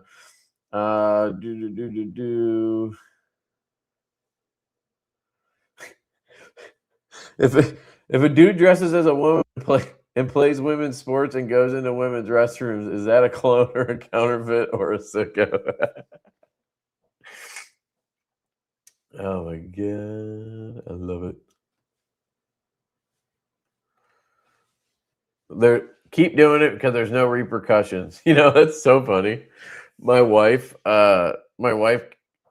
she was telling me about this Afro Man thing. Have you guys seen this?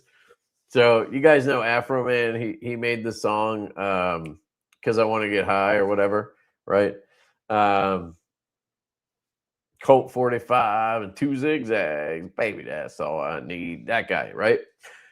He apparently was in court because he was getting sued by 3 cops for making songs about them where he was talking shit.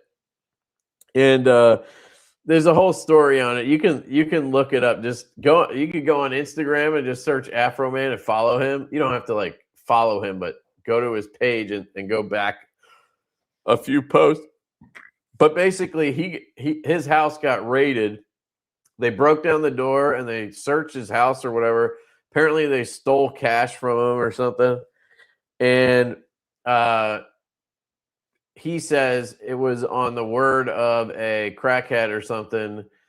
I don't know. She was just trying to get out of trouble or whatever. So she said they broke into his house saying they on suspicion of kidnapping and having drugs, like being a drug dealer or something. They found nothing and they didn't arrest him. They didn't do anything, right? But they broke down his door. They went through his whole house and then money was missing. And he had security cameras all in his house. So he figured out who the cops were. I'm sure you're able to just ask, or I don't know, maybe he had to figure it out, but he figured out who the cops were. He got their names and he researched them and shit. And then he made videos, music videos about each of them. He came up with funny names for each of them, nicknames and shit. And then he made up stories and shit. And he would include the surveillance video and shit. And basically he fucking he burned all of them. It was hilarious, right? And the 3 cops sued him for that. So he was in court for it. And he goes to court in a full American flag outfit. And his argument is, one, it's their fault. They came into my house, knocked the fucking door down, searched my house, took my money, right? And they had no reason to do so. It was a false tip or whatever. And then they didn't say oh, sorry, we didn't, they didn't find anything. They didn't charge him with shit. He got no apology. They were, he asked, could you help me put the door back up or whatever? And they were like, we're not required to do that, right? So basically they were dicks, right? And his whole thing was, I watched this podcast, I watched 30 seconds of it, right? But there's a clip of him in this podcast where he goes, if I rob a bank, right, the cops are going to come to my house and they're going to arrest my ass and they're going to give me a penalty for robbing that bank, right? And now I'm not going to be robbing banks anymore, right? If I rob a bank and nobody does anything about it, well, guess what?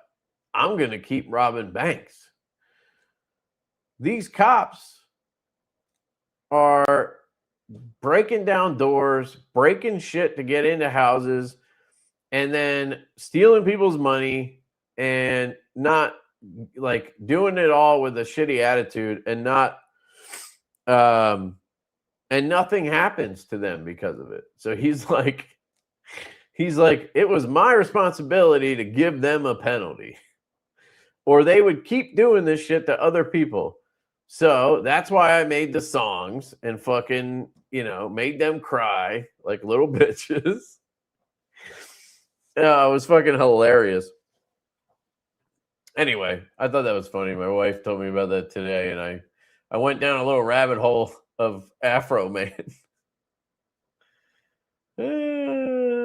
Shit.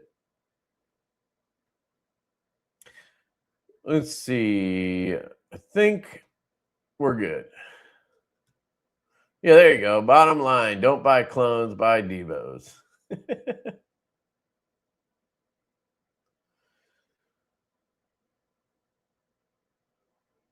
Hell yeah. Awesome, dude. Thank you, Larry. Appreciate you.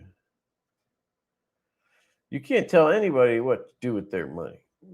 If people want to buy clones, that's fine. You can buy clones, but I'm not going to just be cool with it. Or if you're going to go flaunting it, you're asking people to give you their opinion on it. You do know when you post shit on the internet, you're asking for a response, right? If you don't want that, then don't post shit on the internet. It's just, if you don't want people to see shit, don't fucking post it.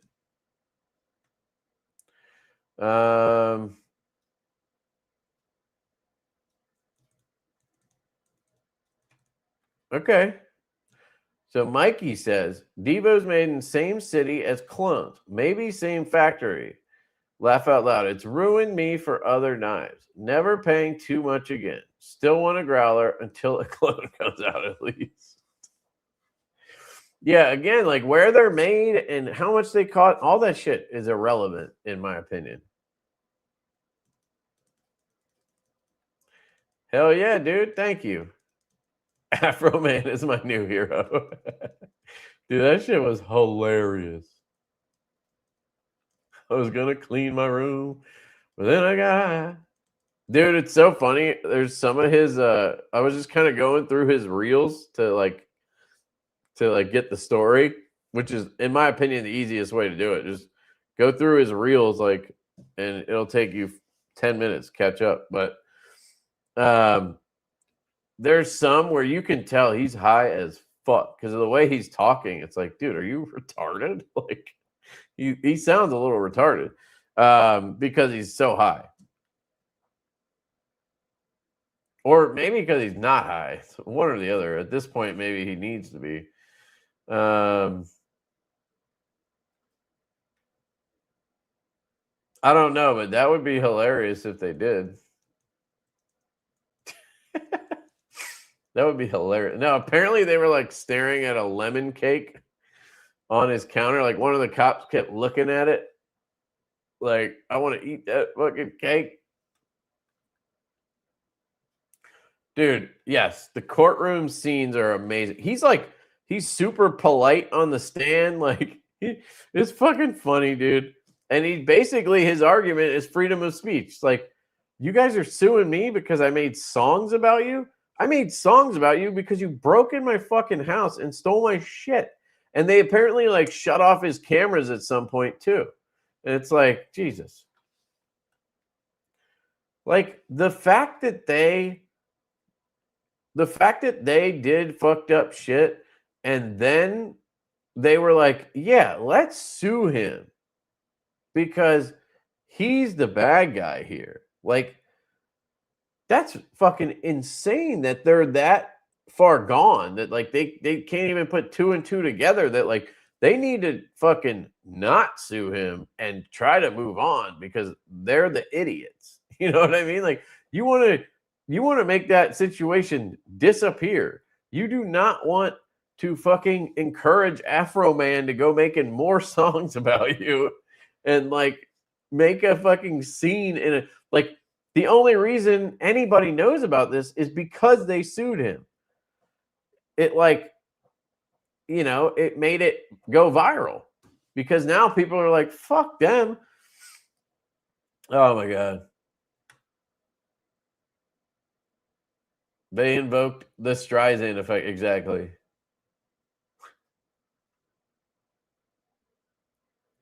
Oh, look at that. I caught up. Nice.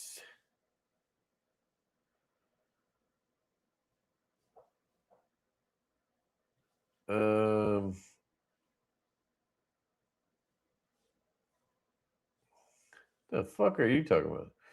Quit printing the fuck out of the dollar, brother. Bobby talking like Lefty is responsible for inflation. Oh, I see.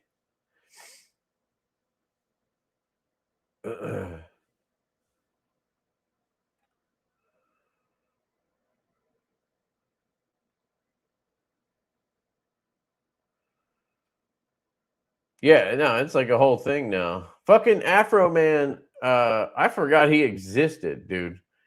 And now he's like my goddamn hero. Will you help me repair my gate and door?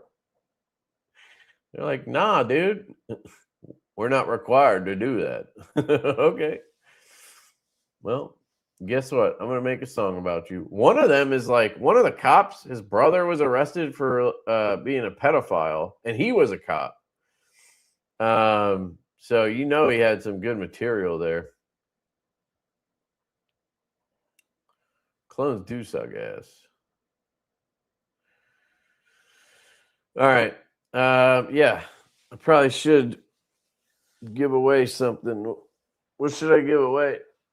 I want to give this away, but I'm not going to because I need to do it on Instagram.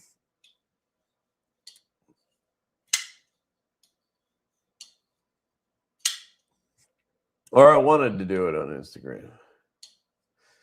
So, fuck it. Let's do it. We'll give this away. Big boy prototype in the classic Blackwash DLC. I mean, I kind of understand how they got there, but holy shit. You wouldn't question that. Like, you wouldn't have thought about that while you were like in the shop when they were making this. You don't think they were like, wait, they want a PVD, a Blackwash, and then a DLC? Fuck. Like, that makes no sense. Why do they want 2 coatings? It's kind of retarded. It's like, yeah, because that's not what they wanted. So dumb. So dumb. And guys, dude, the Hooch, this knife is incredible. This knife is incredible. And yeah, you know, it's not going to be out for, you know, it usually takes like a year from when I get the prototypes before anything, you know, before you see it on the market. So you got about a year to clone this thing.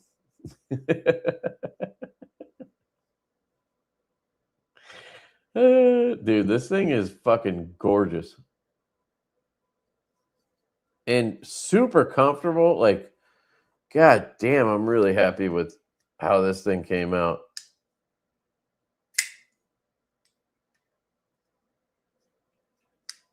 Can I flick it? There you go. I can flick it right-handed. It's easier off the stud. The stud's actually really good. Big boy going to take a year also. I don't know. We'll see. I mean, if you count production time and everything, probably, you know. We're waiting on the small boy. And then we have the nitro going in. We got the nip after that. We got the MASH V4 we need to do. We have the Mad Dog we need to do, which we're still waiting on a V3 prototype. Then we have all the shit that we want to get to that's bigger, smaller, you know, that kind of stuff. And there's other stuff I'm just not thinking of right now. So, but yeah, it's definitely on the list, on the short list for sure. You know, I basically want to have some kind of tall boy version coming out every 3 months or so. So that way, you know, people don't get too upset with us. Let's see. StreamYard giveaway.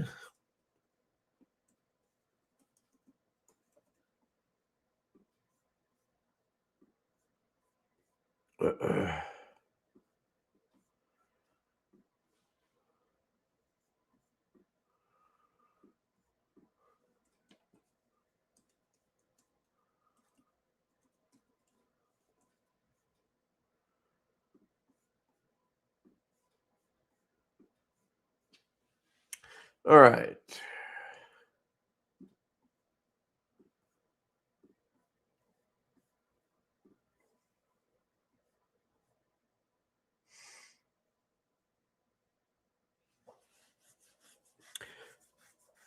So, whoops.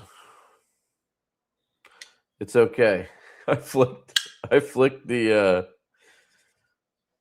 camera arm thing. This is what you can win tonight, folks. This is what you can win. You got the 4-inch blade and the 5-inch handle, 9-inch overall, and I'm not talking about my D. I'm talking about the big boy.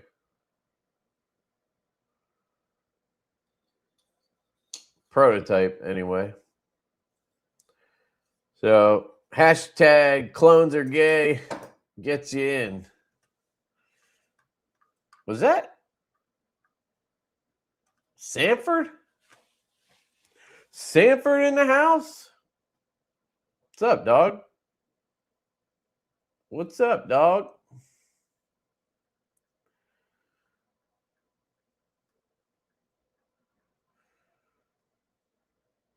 Must be late. Yeah, 1:35. California, you're still kicking. How you been, man? I haven't talked to you in a minute. I hope you're doing well, dude. Ah, I see you're at Blade Show. I'll be in Atlanta. Yeah, we've been a little negligent on the other shows because I had a kid last year, or yeah. Well, I had him in. My wife had him in 24 at the end of 24, and then Colin just had a kid like a couple weeks ago. So with little kids, and it's just harder to want to leave your wife to deal with the kids, and I like hanging out with my kids. So I try to just do the Atlanta. When they're a little bit older, I think I'll just bring them, or it won't matter. I can go for a weekend. It's not a big deal. But when they're that small, especially like my son, earlier we were talking about it. He was, he didn't start sleeping through the night until recently, and he's fucking 17 months. So, it's just tough. Anyway, that's why we don't do the Texas and Utah show as much. I actually like the Utah show. I think that's my favorite show.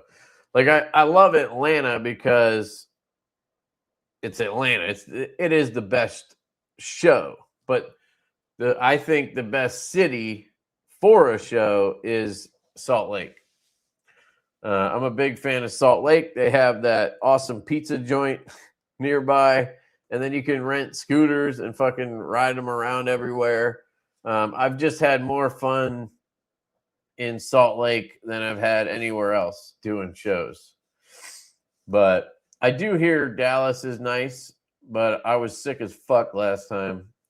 It was the only time we did Texas 2 years ago or something. So I don't have a great memory of it. Just want to pop in and say hi. I saw your live. Miss you, bro. We'll definitely see that. Yeah, hell yeah, man. I hope you have a good show, dude. I'm assuming you're with Ray, so I hope you and Ray have a great show. And yeah, I'll see you in Atlanta, dog.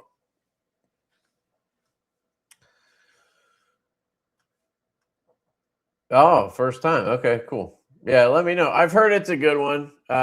Ben from Jack Wolf, he says it's really good because it's like in between.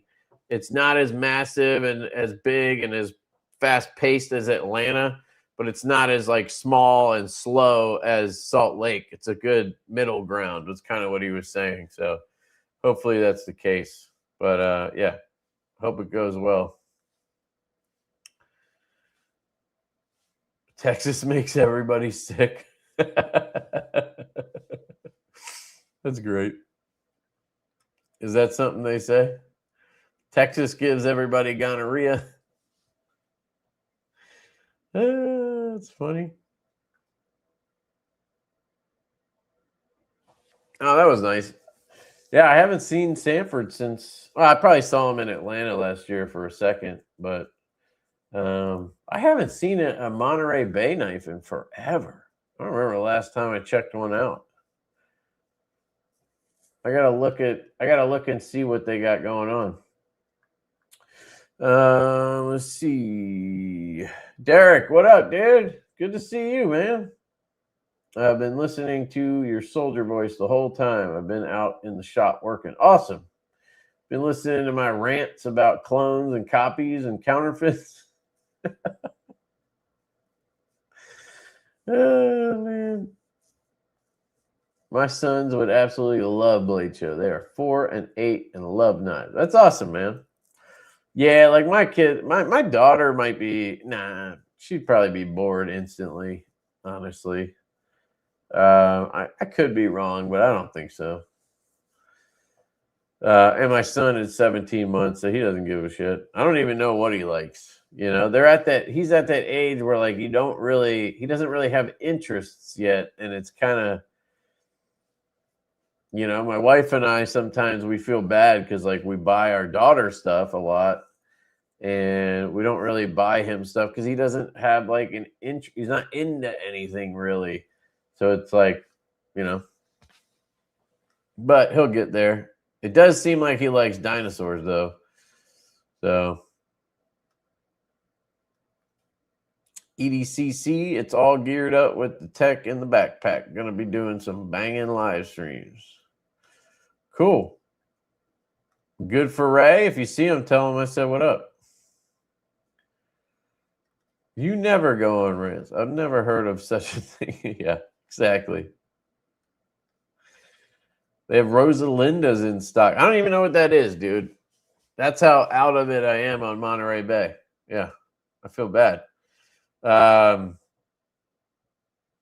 if they're in stock, guys, go check out Monterey Bay Knives. Pick yourself up a Rosalinda. It sounds cool. All their stuff is cool, so I have no qualms about telling you to go check it out. I just don't know what it is.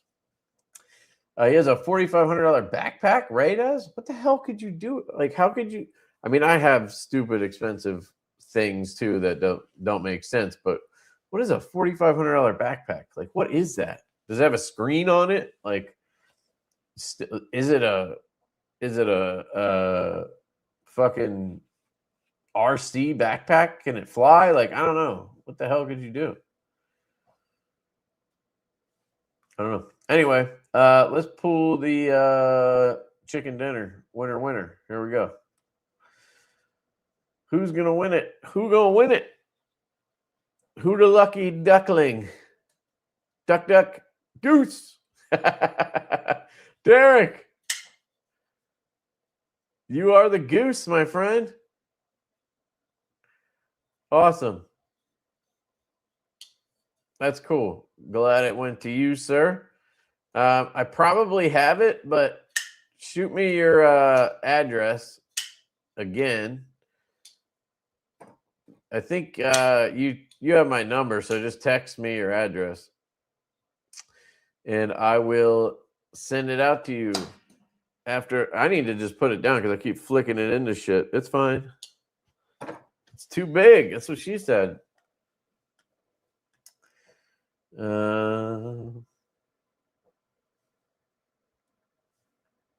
Hopefully he saw that.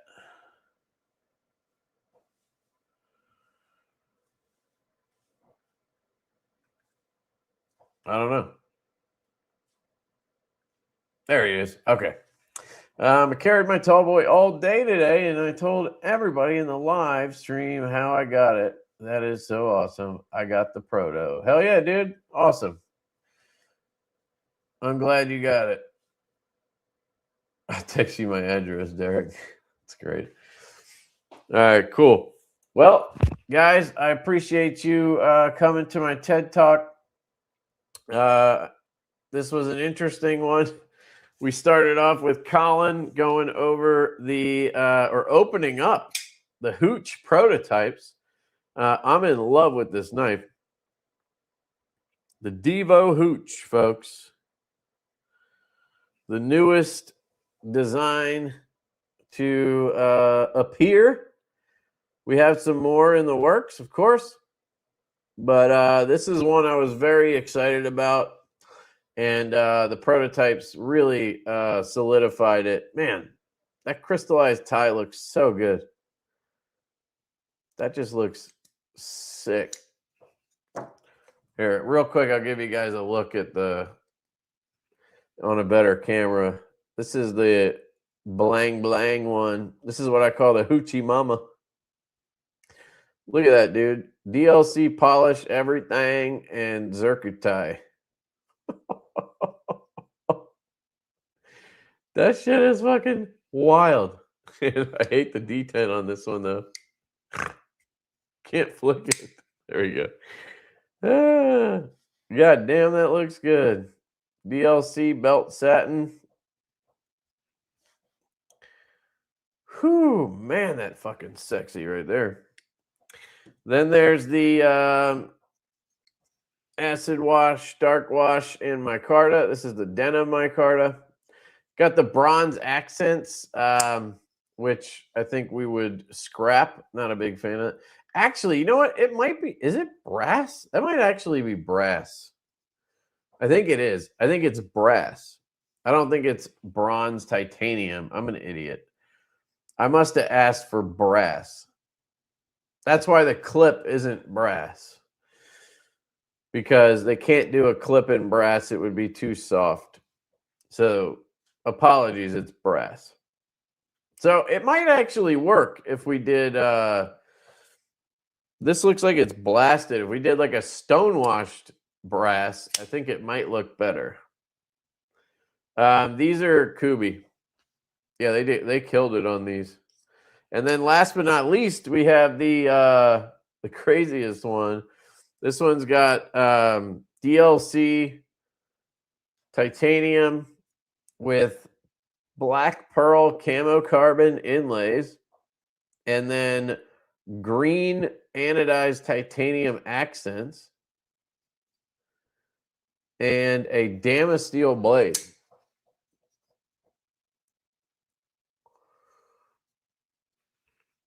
Yeah, I don't love the way they finished it. Like, so the Damasteel looks pretty good up here, and then on the hollow grind it looks faded.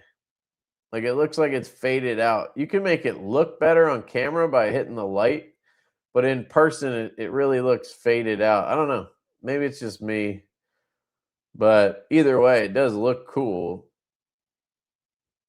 So that's that version. And you could do this with purple ano. You could do Zircutai. You could do just black. I mean, you could basically do anything with that. I do want to see a DLC Damasteel. That's kind of, I think that's the finish I really want on it. But we'll see. Anyway, those are the Hooches. So stay tuned for those at some point. And thank you guys for hanging out tonight. I'll see you guys next week. If you're at the show, have a great show. If you're going to the show, have a great show. If you guys, if you guys need anything, hit me up. You know how to get a hold of me. And yeah, I love you guys. Can you get different colored thumb studs and backspacer? Yeah, these are just prototypes, dude. So we're gonna get to all that. But yeah, I mean, you can see here, I already have. That's how I figured out it was brass, because this is copper. So I must have ordered brass and copper to test out. And I guess we did bead blasted on both. I don't know. But that explains why it looks like a gold color instead of bronze ano. It's actually brass. So anyway, yeah, we always have accent kits, but that'll be later. All right. I love you guys, and don't buy any clones or counterfeits. I'll catch you guys later. Peace.